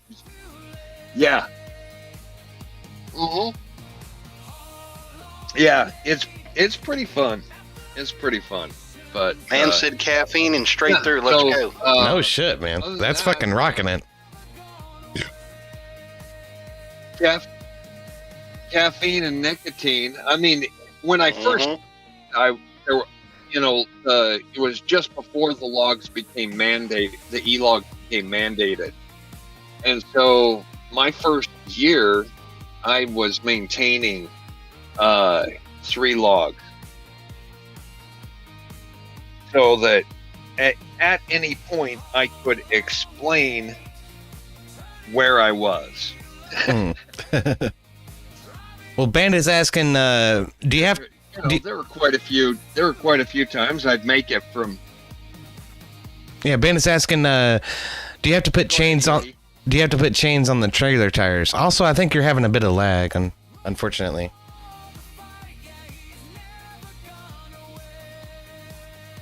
Oh yeah, probably my signal.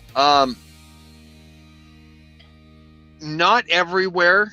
Colorado and California require you to chain up every tire. Oh, that's a pain in the ass. I generally, if I put even chains on one axle, I will put a drag chain on the driver's side last tire on the trailer, just so that it doesn't end up sliding off into the ditch. Right now. But if you had your druthers, just putting it on the drive tires is probably enough, right? Well, I thought I'd have good signal.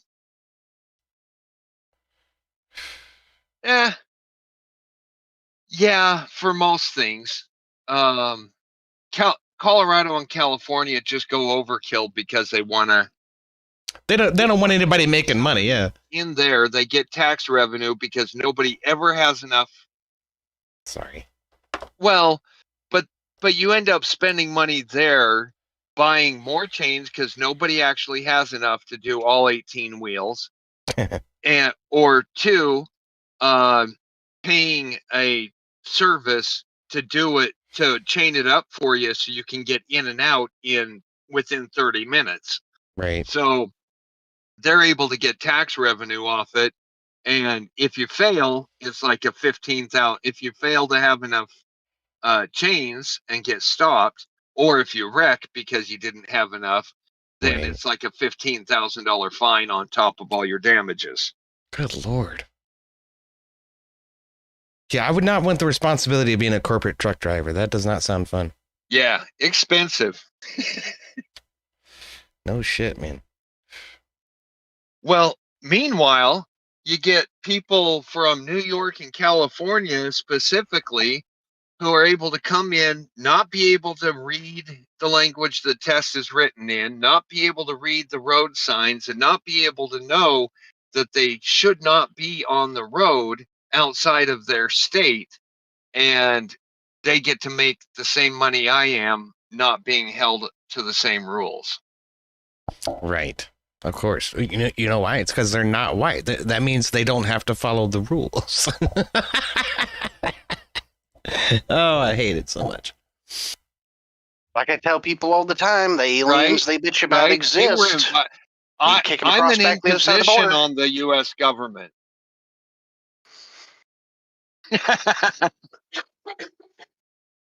Hey, I'm an imposition on the U.S. government because I was a naturally born citizen with a Social Security number. The other folks were invited in, so obviously they get every advantage. Naturally so. Naturally fucking so. It's a fucking shame, man. I think we're fixing it though. They've been stopping people and making sure they can actually speak English. Anyway, that's helpful. I'm going to drop back to the.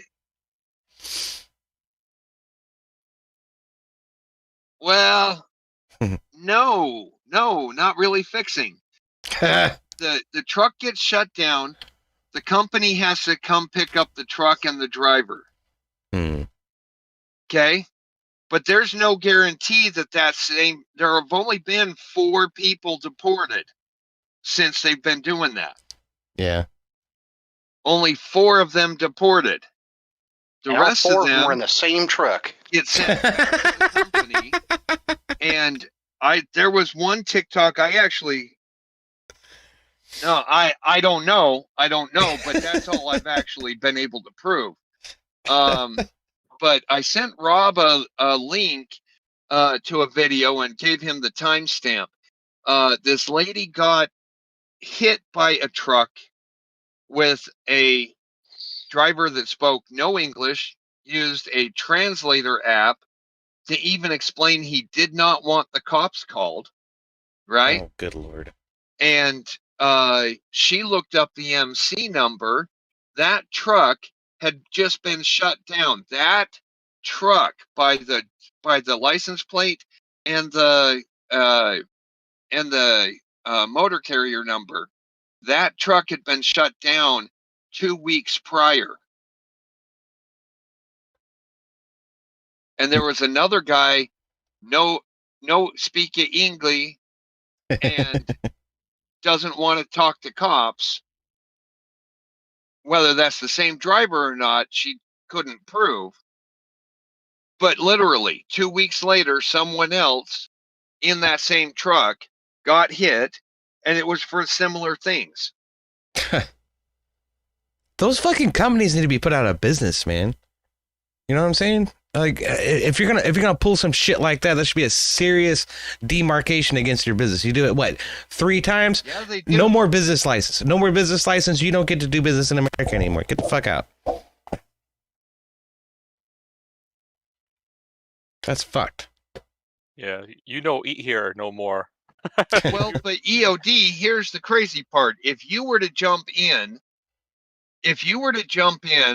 behind the wheel and take a load from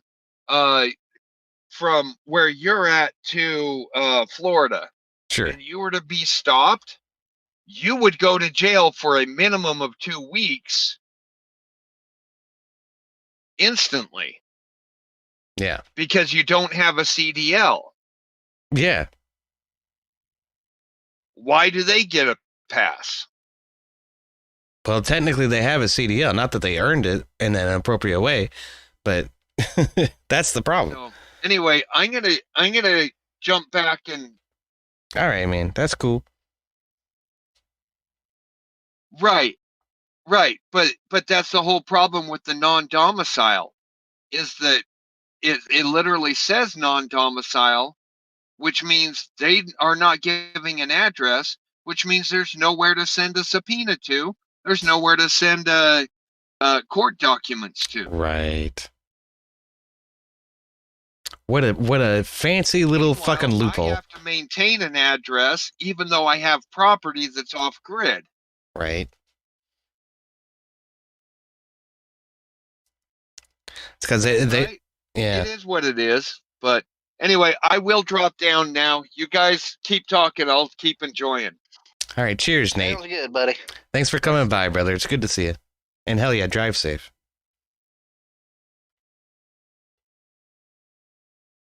All right. I feel like I interrupted you a minute ago there, Sniper. What were you trying to say? I'm sorry. I don't even remember, man. It was a while ago. It's my bad. No, it's all good. I mean, to be fair, his memory, I've noticed, ain't too much better than mine, so you could have said it 5 minutes ago and he wouldn't remember. Yeah. There's a possibility. Time's just like everywhere for me. Yeah. Oh, I upgraded my Christmas present for my niece, by the way. Oh, what'd you get her? Good. Lazy ass. Technically, I'm still a lazy ass, but it's a good present. He told me that the particular relative in question had a investment in biochemistry, so I came up with this really cool idea for a biochemically glowing water fountain that isn't toxic. Right? Oh, interesting. Told him how to do the whole thing, and it wouldn't cost much money. This lazy bastard. Would he go out and find somebody else who built it already? No, something else that was like, I don't know, 20-something bucks or whatever, and I'm like, yeah, it's fucking retarded. Okay, I just linked this, so definitely more than the amount I said before. I'm pretty sure this is like a couple years worth of gift. So. What is it? I'm sitting on the edge of my seat. What is it? It's 4-in-1 espresso, coffee, cold brew, hot water. Oh, I see. Yeah. So so much more thought in the coffee maker. He loves. Dude, she'll have a field day with that, man. That is the fanciest coffee maker you can get, man. It is the Cafe Pro 4-in-1 espresso coffee, cold brew, and hot water for tea. I think she knows what I got her because I'm like, hey, what kind of coffee do you like? It's like it went off of that. I'm like, my do you like 3-step titanium and glass pour over disagrees with both of you. No, that's way too much trouble, man. Master engineers are right for real. Hey, man, I got a Mr. Coffee in the kitchen. Okay, I'm in the same boat, so give me a break. Mine don't. You know what I have? I have a tea kettle. That's what I use. So that's a heating plate. That's a water pump and a fish tank hose. Pretty much. Yeah, but you don't have the brand name. You need the brand name. Yeah. I get that Shark Ninja shit, man. That's the real shit. But I mean, hey, you can't say I'm cheap now. Lazy, maybe. Cheap, no. There we go. Unfortunately, I have to be cheap, but I think my parents understand. My nephews will be psyched just to get anything from me. They normally don't get nothing, but I am gonna get everything on my Christmas list now. I'm going to continue to be that weirdo that overly thinks of gifts for people. Hey, dude, I'm not gonna lie, that was a good process that you showed me. It's just I could not find replaceable LEDs for the, Oh yeah, dude, I couldn't find. Well, it's not the LEDs that are replaceable because they're all basically the same. It's making sure that the particular fountain you're picking, right? That's the problem I had. And none of those freaking companies would list if it's compatible for replacement or not. And it's like, come on, man. You telling me I have to solder this crap in? He's too lazy for that. Just give me one that's pop in. Yeah, I don't want. Last thing I want to do is give her a gift and just either have it not work functionally for like more than a day, or just not work at all and just be pissed off. So I'm like, you know what? I can't go wrong with this. She'll be like the queen of the dorm in college. So. See, EOD took off right now. I was going to say, he could actually just share a cigarette with his niece or nephew. Well, probably nephew, and niece not so much. They're a bit young for that. Share a cigarette with what? My nephews? No, well, my older nephew maybe. He's not supposed to be fucking smoking, but my dad caught him with a pack of my mom's cigarettes. So. Hey, I'm not gonna lie, man. I was having fucking cigarettes and little cigars when I was like 13. So that's what I told him. I'm like, do you know what I was doing up in that room when I was fucking 15 years old? I was smoking weed out of a fucking toilet paper roll. Oh. That tracks. How that song goes? Smoking in the boys' room? Yeah, pretty much. Pretty much. Yeah, that's pretty much what I did. I was smoking tobacco out of a corncob pipe, and everybody acts like that shit's so fancy, but all you need to make one is a pocket knife and a corncob. That's how they used to make them. Yeah. I was doing that when I was 9, 10 years old, and I had my first, I guess you'd call it an adult beverage, when I was very young, and I was told it was soda, and it was by my grandmother, and I had a headache, and she didn't have any medicine to give me, and my head was just pounding.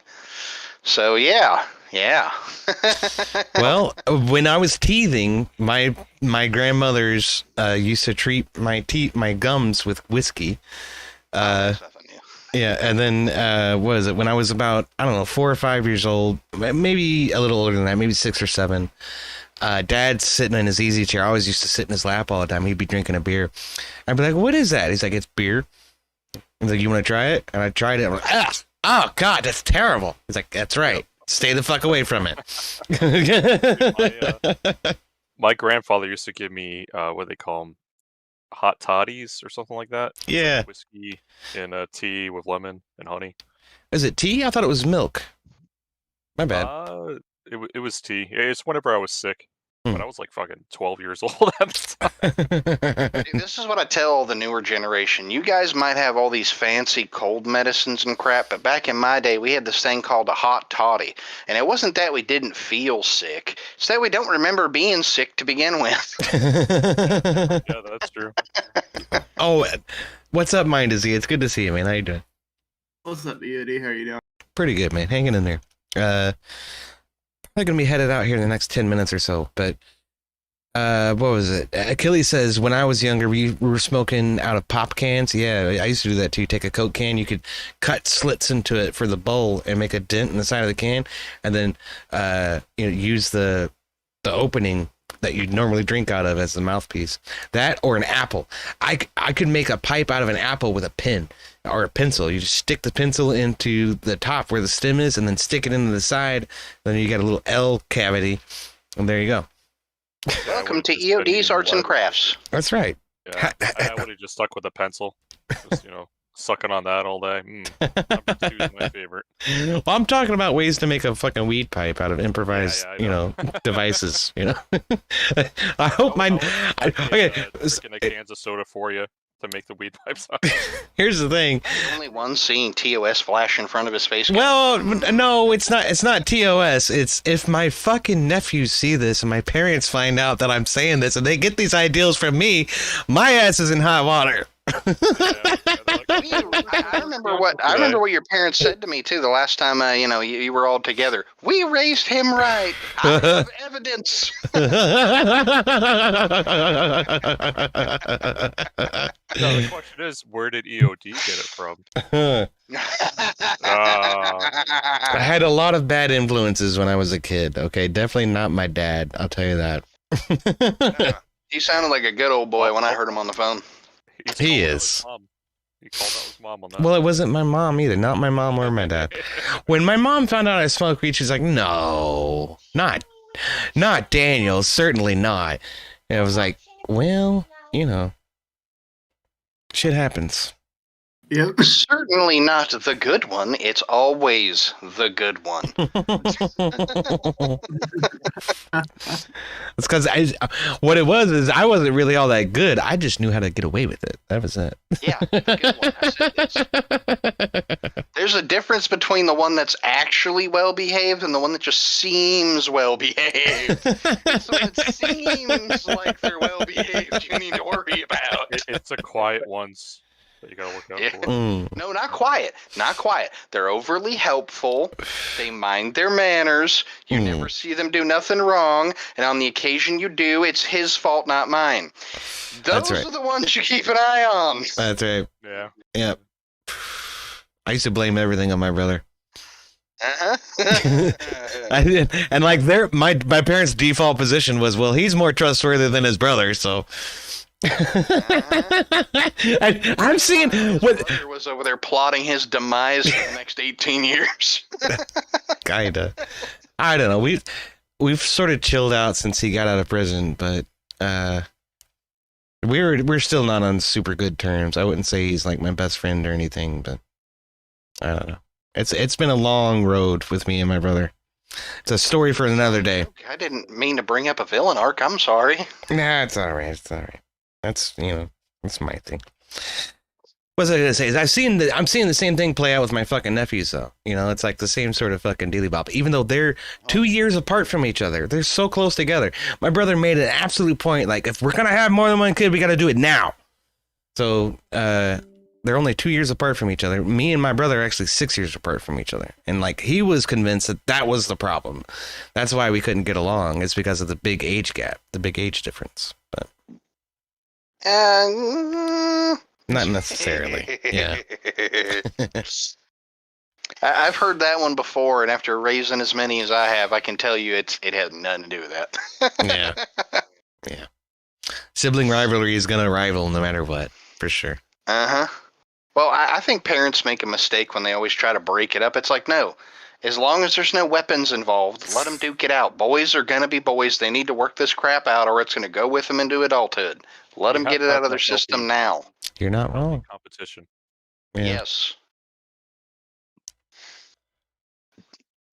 It's like I told mine. You guys got a problem with each other, you take it out to the ring, you put the gloves on, period. I see any of you pick up nothing, and I'm going to whoop your ass. If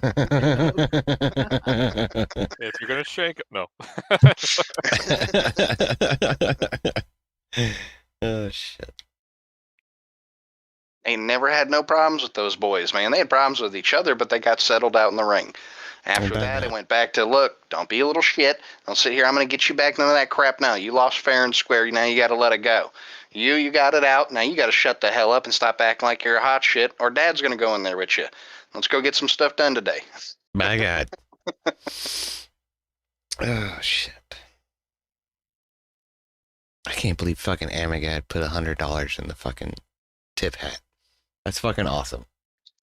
Everybody's been gift bombing everybody for Christmas. I already set up Chris with $50 towards the Christmas thing. Amagad hit you up. A couple other people hit some other people up with things as well. And the wife and I also did a couple other things as well. So yeah, it's been going around, you know, Christmas spirit. It's flowing. Indeed. I tell you what, man. This community's been nothing but fucking great to me. It's awesome. I couldn't be happier. Thank you all so much for everything, really. Oh, of course. But another thing that you do that they all appreciate, whether you realize it or not, no fucking commercials, man. Oh, yeah. Yeah. Well, that may change if I get 1,000 subscribers, you know.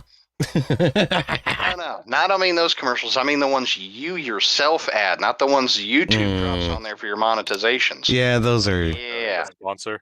Those are a pain in the butt, yeah. No, not a sponsor, but yeah, let's go with that. I'm curious where the dog's at. Oh, no. He's with my parents. We weren't sure how he was going to deal with me being gone all fucking night, so...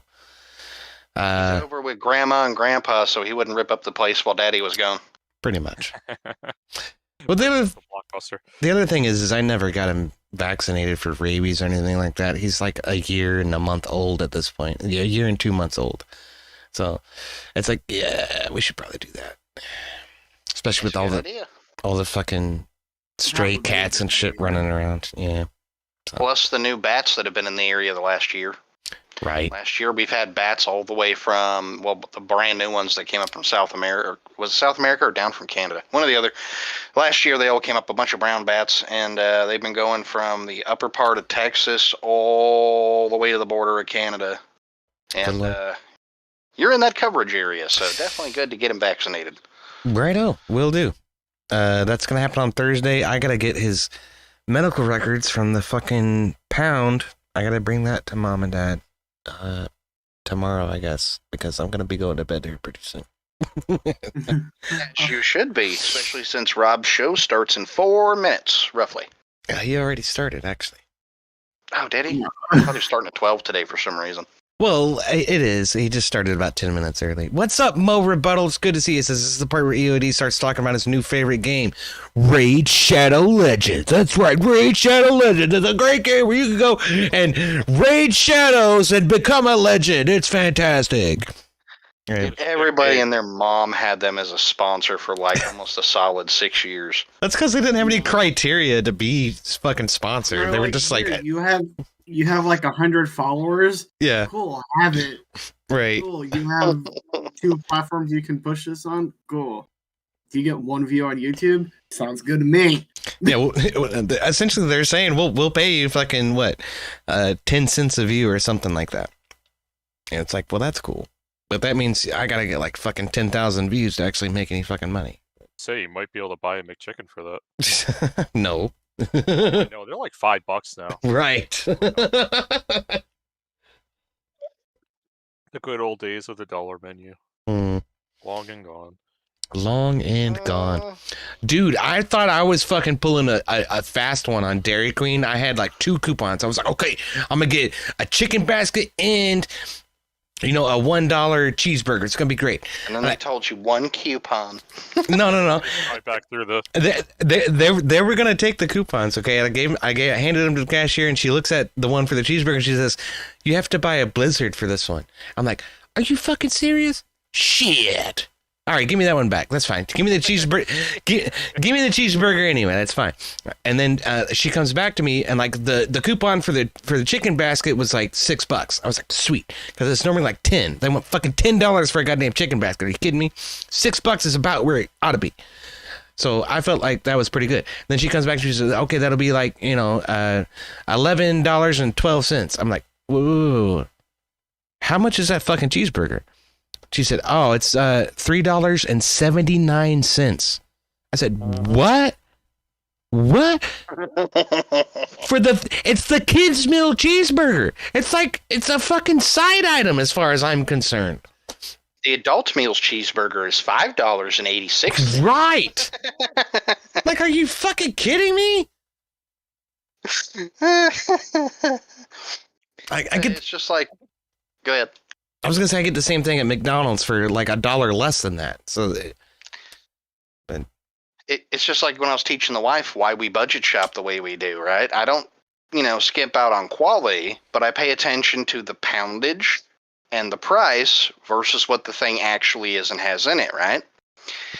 And I started teaching her, look, sweetheart, for what you can buy out there, right, for $50 for one meal, I can use that same amount of money to feed us for that same meal for a whole week.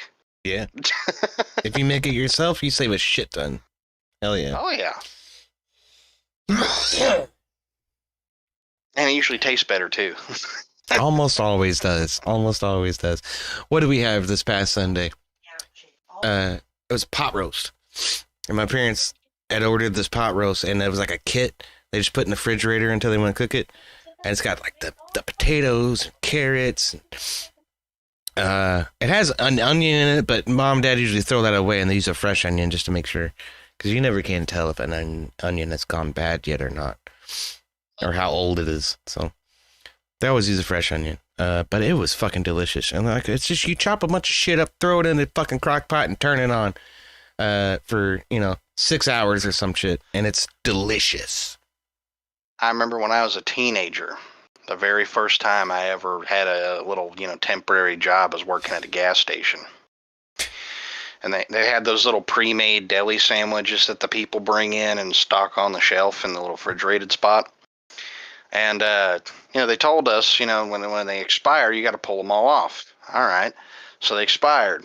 We go to pull them all off. The manager comes up and says, oh, no, here, just do this. Starts peeling off the date stickers and then just stamps new ones and puts them back on and sticks them back in.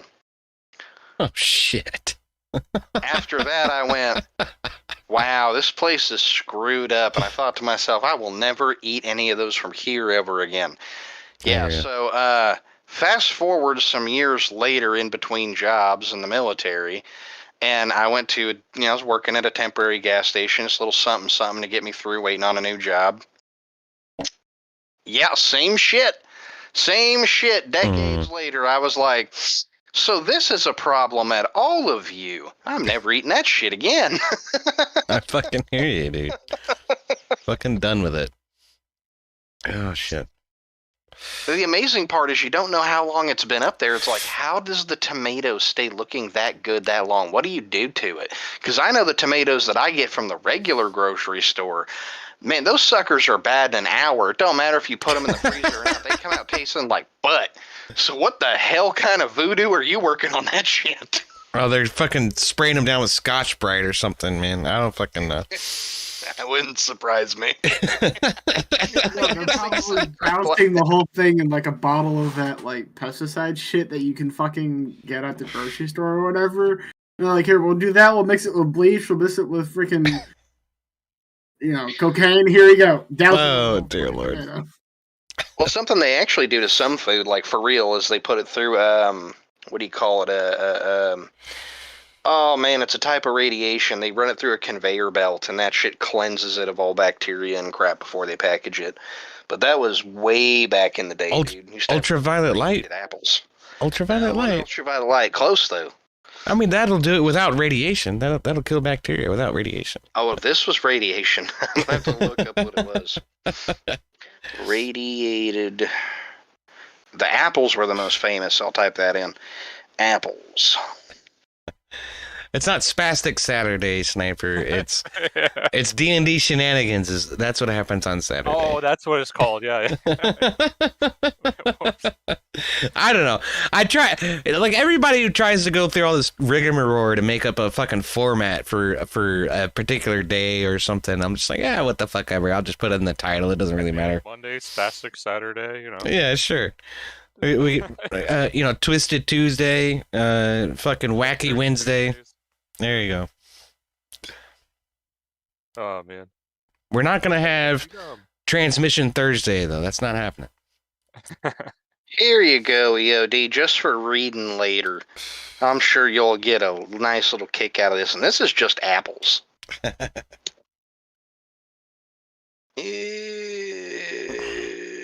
it is. How are you sending it to me? In a DM? Discord? Yeah, okay. Oh, dear Lord. Food irradiation. I was fucking with you. Hold on, there's a button I can push to make this not hurt my eyeballs. There, that's better.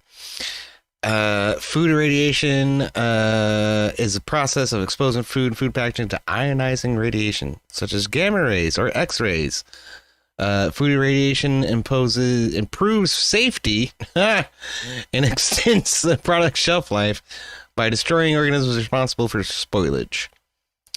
And inhibits sprouting and ripening, so you're killing the fruit that you're trying to eat. Yeah, that doesn't sound good.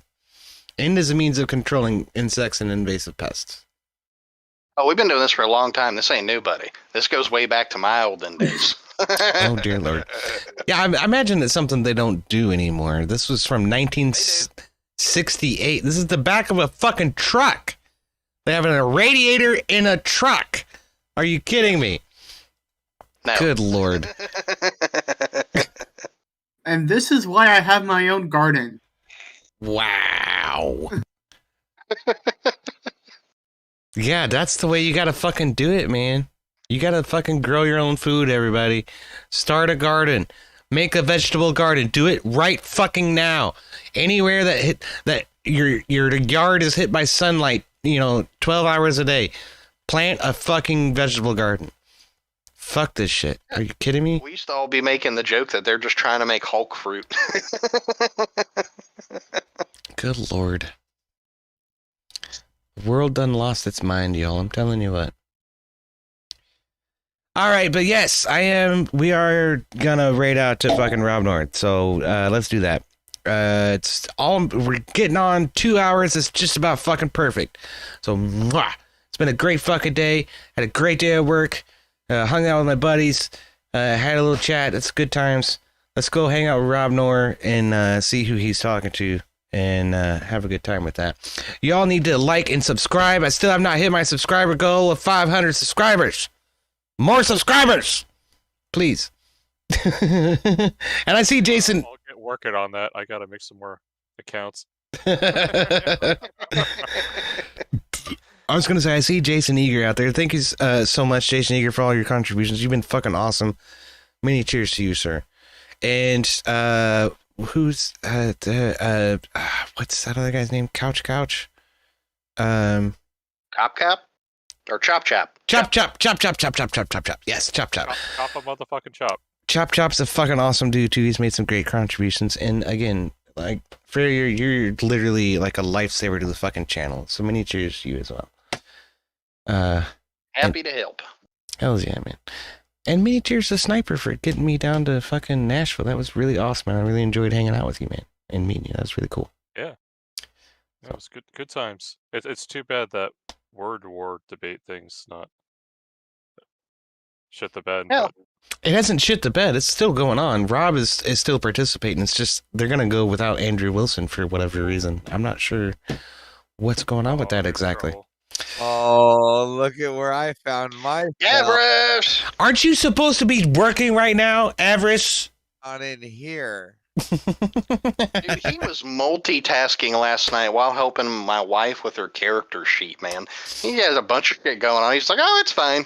I'm just kidding. I'm kidding. Avarice is the ultimate fucking multitasker. He really is. He was on me before I went into work last night about your wife's character sheet and everything else with the fucking D&D campaign. So I have a prompt to the group, Avarice, about the future for the D&D campaign. So the wife picked her thing, and she's always wanted to be one thing. Why didn't you let her be the thing she wanted to be? I was coming in to rip on you. What, me or Farrier? You. What? No, it's not me. I'm a good boy. Why didn't I let her be the thing that she wanted to be? What are you talking about? Yeah, she's always had a dream to be a specific class. Why have you all dismayed the class she's always wanted to be? What class is that? A bard. She's always wanted to play bard, EOD. Well, let her play a bard. She can be a bard. That's fine. She's playing a bard. Okay. Oh, let Johnny be a pally. What? Who said that? What? I remember that debate. Wait, new D&D campaign? What's this about? Yes, the primary campaign is coming to a conclusion. We're trying to roll it over into something new, and this is pending feedback from the group, so nothing is set in stone. But I'm waiting for feedback from the group, and we're trying to figure out what Marin's going to play and how Avarice is going to fit into that. And that's all. The group wants me out already. Okay. I didn't say that. No, My group. they didn't. What? Avarice. He did that on purpose. You did it on purpose. You're just fucking with me. No, the group does not want you out. EOD sensitivities here.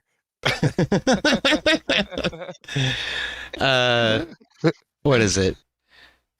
I don't know. I feel you were just trying to do a lot really fast in the last session, and it rubbed IP a little bit the wrong way. But he is not opposed to you being part of the group. And I explained that you are a funny, hilarious guy, and you have a lot of knowledge and experience with the game, and you have a great passion for the game, and I think you'd make a great addition. So that was my argument, and you know he didn't really contest that very much. So. He just doesn't want you coming in and trying to take everything over after we've been working at this for a fucking year. And I was like, yeah, I know. I talked to him about that. And I'm like, just give us a chance to wrap up the campaign, and then we'll. I literally said finish the campaign. I don't even give a fuck. I don't even give a fuck about being there. I know. I'm just telling you what the conversation was between me and IP a lot. That's what I'm saying. No, I hear you, but you just take it from the wrong angle from my approach. Okay.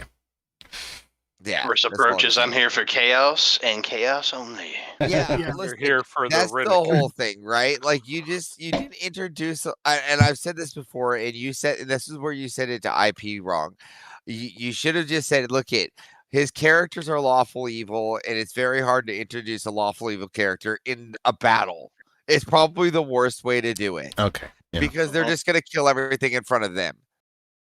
Righto. There's things that must die here. Well, it's true. Look at. How are you name how it's done? Go ahead. I'll wait.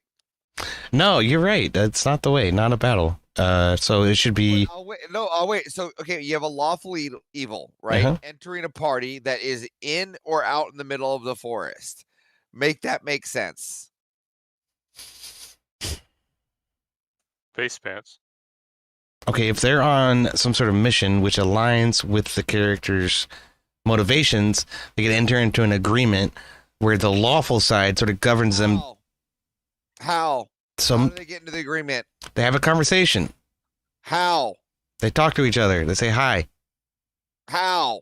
By saying hi? By what class? What class would do that if they're lawful evil? I want to start with that. A bard? Wherever this is going with this, I'm gonna go over here. What are you talking about?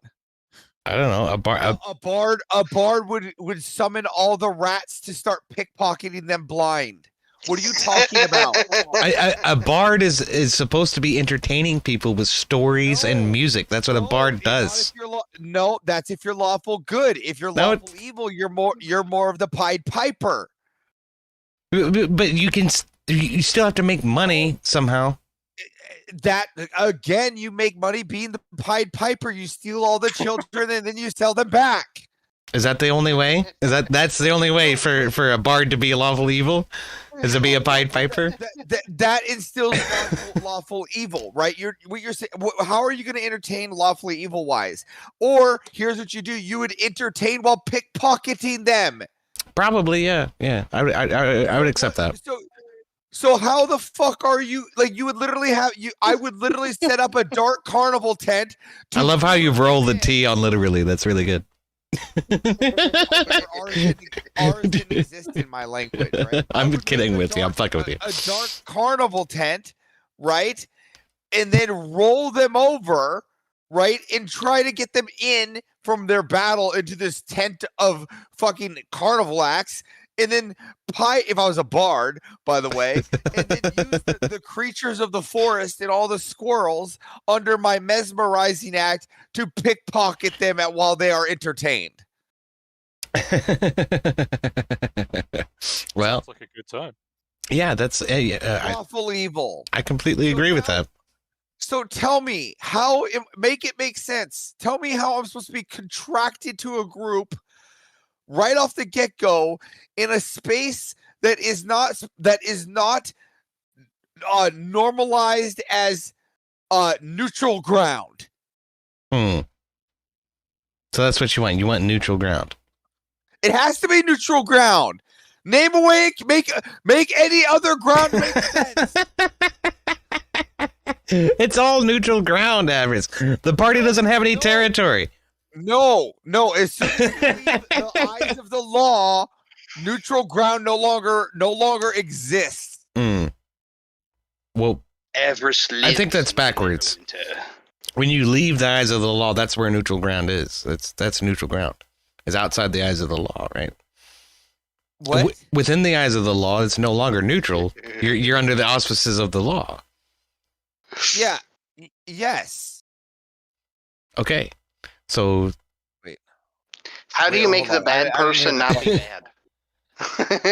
Well, yeah. Okay. Well, listen, how do you make the bad person not be bad? Good question, right? Well, if they're lawful evil, they're usually bound to something. Like my warlock's bound to contracts. That's why I brought up the contract. No, but I got that, but that doesn't take place in the middle of a battle. It could. Well, no, not in the middle of a battle, no. But in a random encounter out in the woods on neutral territory, it could happen.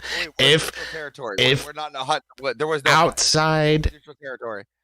If you will just not spurg for 20 seconds, okay.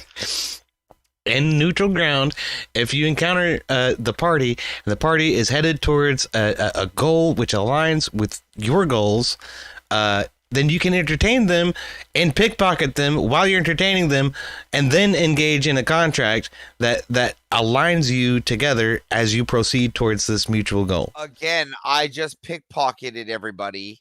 Your group would see that as threat openly in D&D, and they would already turn in knowing that they were getting. My group would definitely turn on you. Yeah, absolutely, they would. Exactly. What are you talking about? That's exactly what happened with I literally tried to do that engagement with the goblin to try to engage with the goblin being in the chest. That's okay. So somebody would come and try. I originally thought that somebody was going to come and try to just pick me up because he's small enough to be picked up with a hand. Here's the thing: is we did not fucking plan that out at all. That was completely improvised on the fly.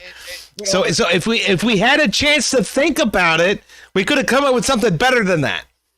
I literally did what you said to do, and we literally just did your exact scenario. Pickpocketed them along the way.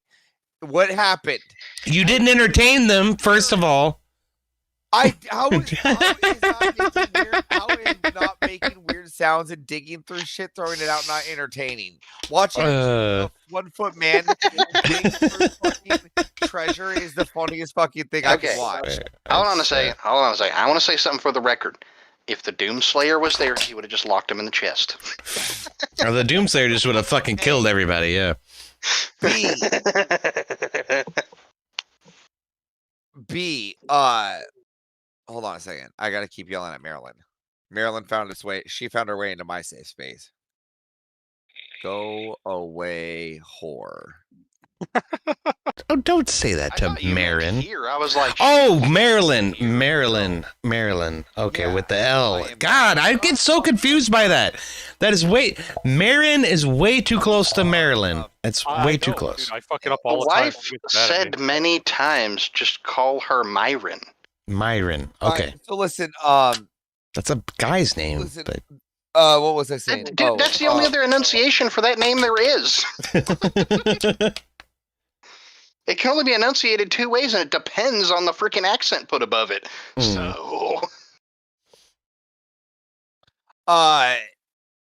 So, okay, so I did exactly the exact thing you told me to do for your suggestion. You just made a contradiction with yourself, because I did the exact same thing that you just said. It's not a contradiction, right? Hold on. Yes, I did the exact same thing you said to do. And what did the party do? They fucking killed you.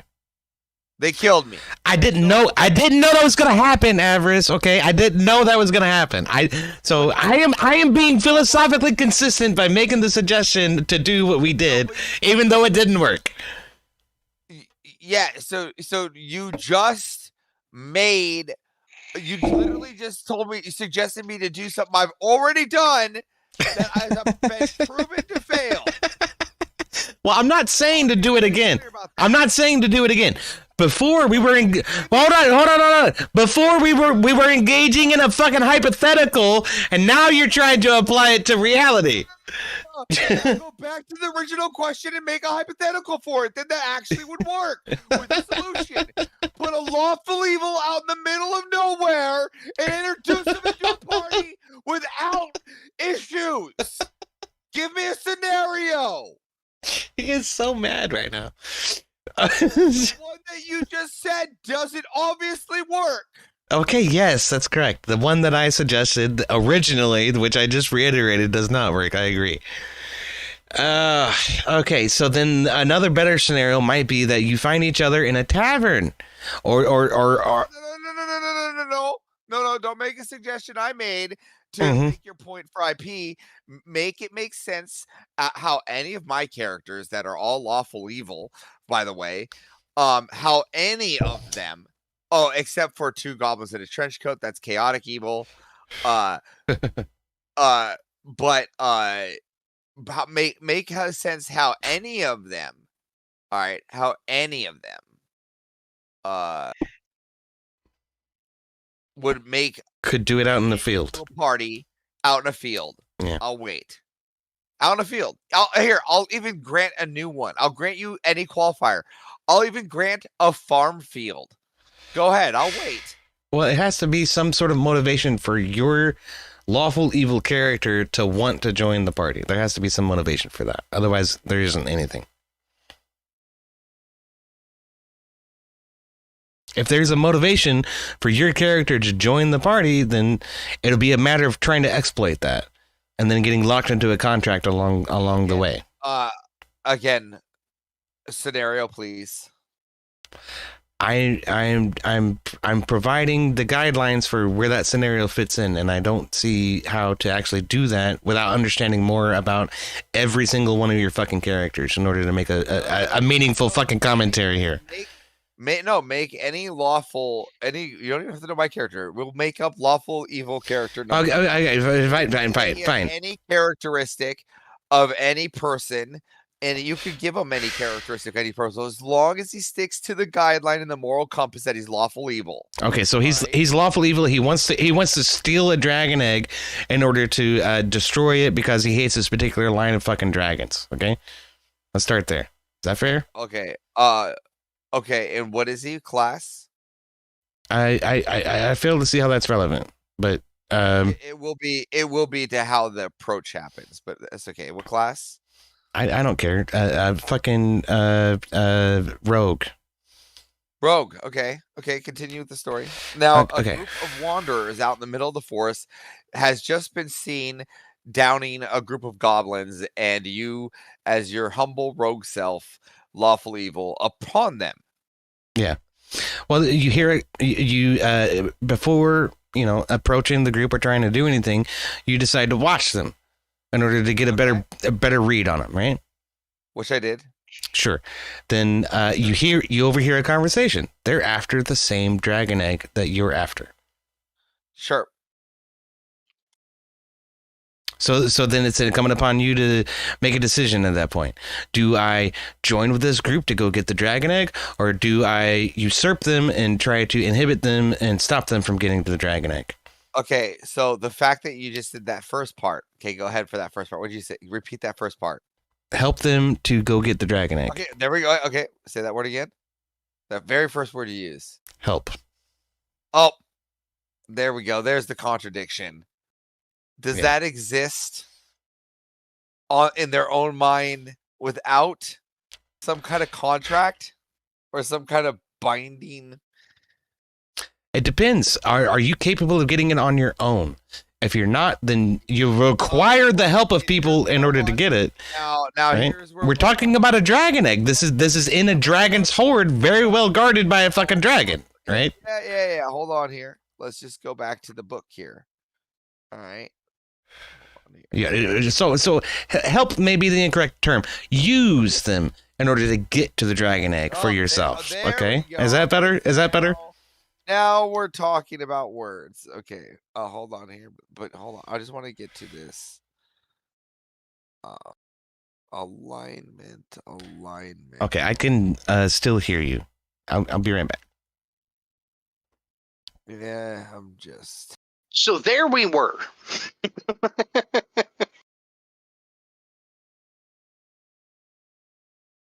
No. There we were, just about to raid Rob Noor, and then Rob Noor's producer fucking comes in and crashes the fucking stream.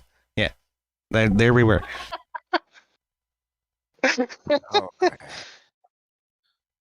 everybody else die except me and EOD and Avarice? Yeah, man, I've been dead for. I'm still living in Deadland. Yeah. I died in Yeah, a sandbox years ago. I never truly came back.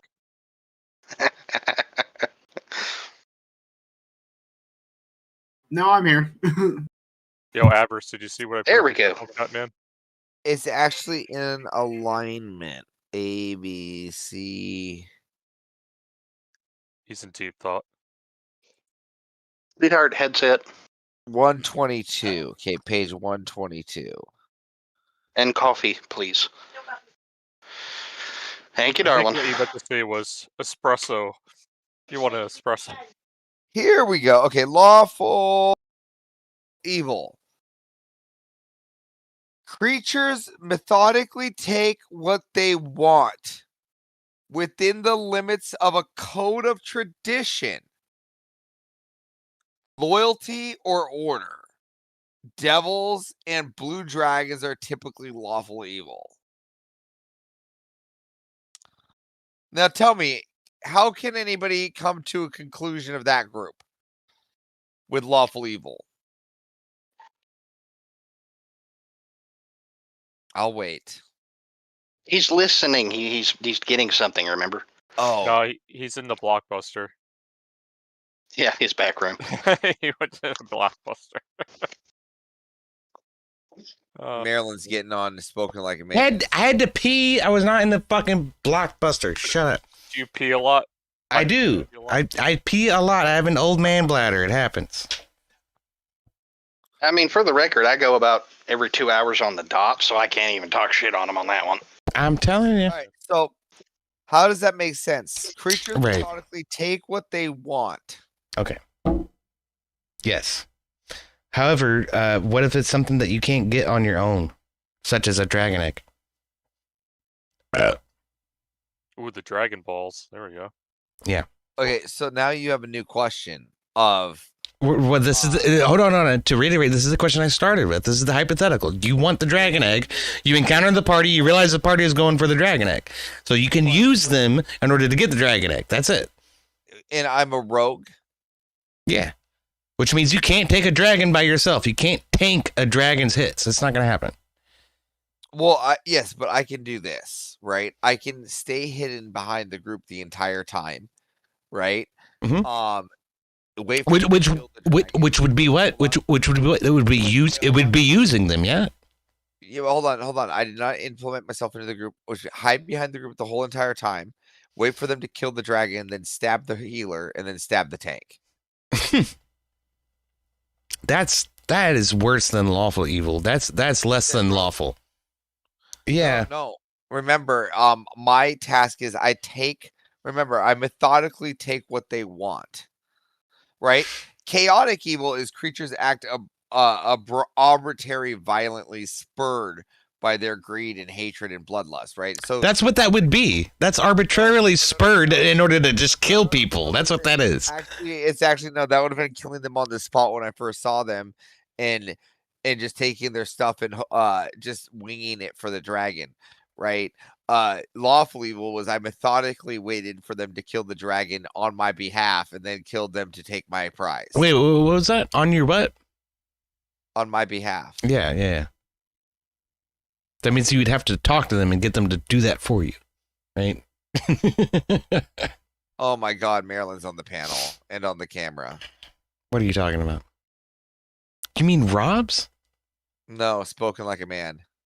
Who the fuck is spoken like a man? Buddy and the Foundry. Oh, okay. This might be bigger. Oh shit, we got Miggy Hypocrite hanging out over on fucking Rumble. That's cool. I do appreciate that. All right. So, look, let's end this. And Avarice, did you want me to shoot over there with you and cause some havoc? Yeah. No. Yeah, what panel are y'all talking about? I'm not going over there, but I'm just curious what you're talking about. I know.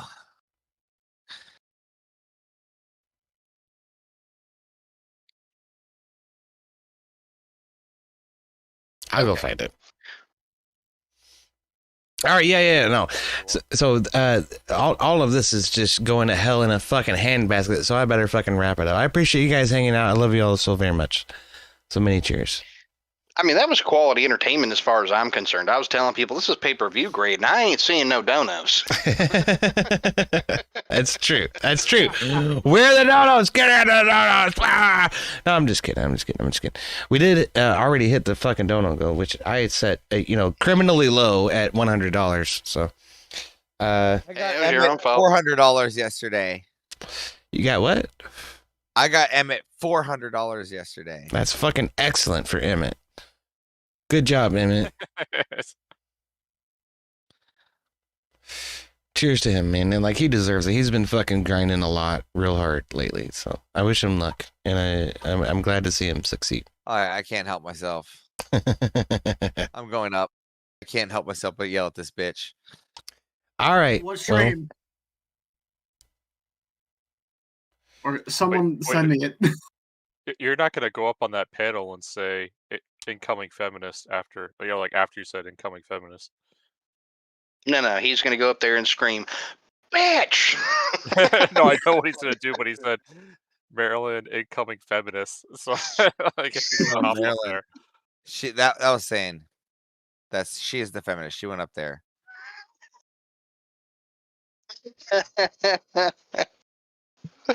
Oh, man.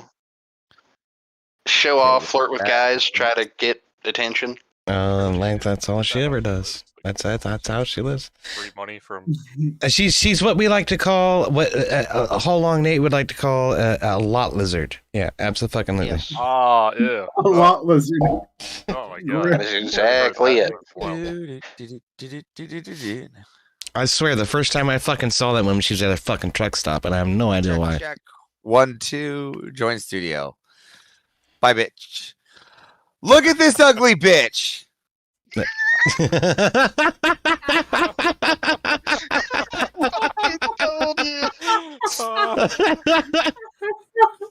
Oh my goodness sakes. He didn't realize he hadn't left my Discord yet. Okay. It's amazing. It's even better hearing the second time on the stream. Yeah, do you know where the fuck he's at there, Farrier? I sent you a message of it on Discord. Oh shit, fire. Okay, my bad. Yeah, this is I know. You never look at my DMs. No, I don't. It's not just you. Okay, it's everybody. I thought that was. I know it's career too. I thought that was a fucking video. I didn't think that was a live stream. My bad. No, that's the live stream. Okay. I see it. I'm there now. All right. Yeah, I'll tell you what. We'll post it in the chat, and then I'll post it back here as well. You're welcome. Thank you. All right. So this is where average went. Is that one, and then I'll put that in our side chat over here. You know how to get to the side chat, don't you? Mind is Z. I do. There you go. Spoken like a man. So he's this guy with this crazy fucking beard over here on the right, I'm pretty sure. Anyway. I forgot. He said he was going to invite her up to do a show. I remember that now. Apparently that's what they're doing. So you guys can go over there and see that fucking shit show, or you can come with me and everybody else who's based over to Rob fucking Nor. And since I can't do a real raid, we're gonna ghetto raid over to Rob Nor. So all of these links are Rob Nor. So go hang out with Rob Nor. Thank you all so much for hanging out. It's good seeing you all. Thank you so much, Amagad, for hitting my fucking Christmas goal. That's super fucking based of you. And I will be getting dish rags for my mother for Christmas. So. That's what you asked for, okay? That's what you asked for. It's not like I'm I swear to Mom, that's what she wanted. She knows how fucking strapped I am, okay? She knows how fucking strapped I am. So. And all of her rags, okay, all of her dish rags are fucking worn the fuck out and shit, so it's because she does a lot of dishes. So what can I say? I mean, a good present. A woman needs to be in the kitchen. I don't disagree with this, but I mean, all right. Well, okay. So thank you all so much for hanging out. Mini cheers. Go hang out with Rob Nor. And you can give him my regards, but I'm going to be there in just a second. So I will see you all, I don't know, maybe tomorrow, probably tomorrow, maybe, I don't know. But it'll be about this time, more than likely, because I am going to go to sleep, and I'm going to be asleep all day, and then I got to work at 1. So I will see you guys tomorrow. Sounds good. See you tomorrow. Yes. Hell yeah, brother. All right. Cheers, y'all. Thank you for hanging out. Anytime, buddy. All right. Oh man, I do love those guys. I love this whole community. It's been fantastic. So, I can't say enough good things about it. So what's coming up in the future? On Saturday, we're gonna try to close out Dragon Mice Fire Peak, and we're still kind of deciding what's gonna happen after that. I'll let y'all know more when I know more. I have some ideas in mind, but I don't want to spoil anything. Or try to lead into anything that's not actually going to happen. So there's that. Then I've been doing some emulation gaming lately, like some old classic gaming. I love old classic games, man. They don't make them like they used to. It's all fucking schlock and bullshit now. Games used to have substance. You remember Need for Speed Underground 2? I've been playing that. That's a good one. Since my fucking steering wheel got fucked up. So maybe some of that. And then, politics. Probably. And some open panels. So keep an eye out. I'm in the fireplace because it's fucking cold. So I'll see you guys later. Say hi to Rob Nor. And go call into his channel. Call in right now. Do it right now. The call in link is pinned. Go call into Rob Nor. Do it right now. Do it now. Do it now. Okay, cool. I love you. Bye.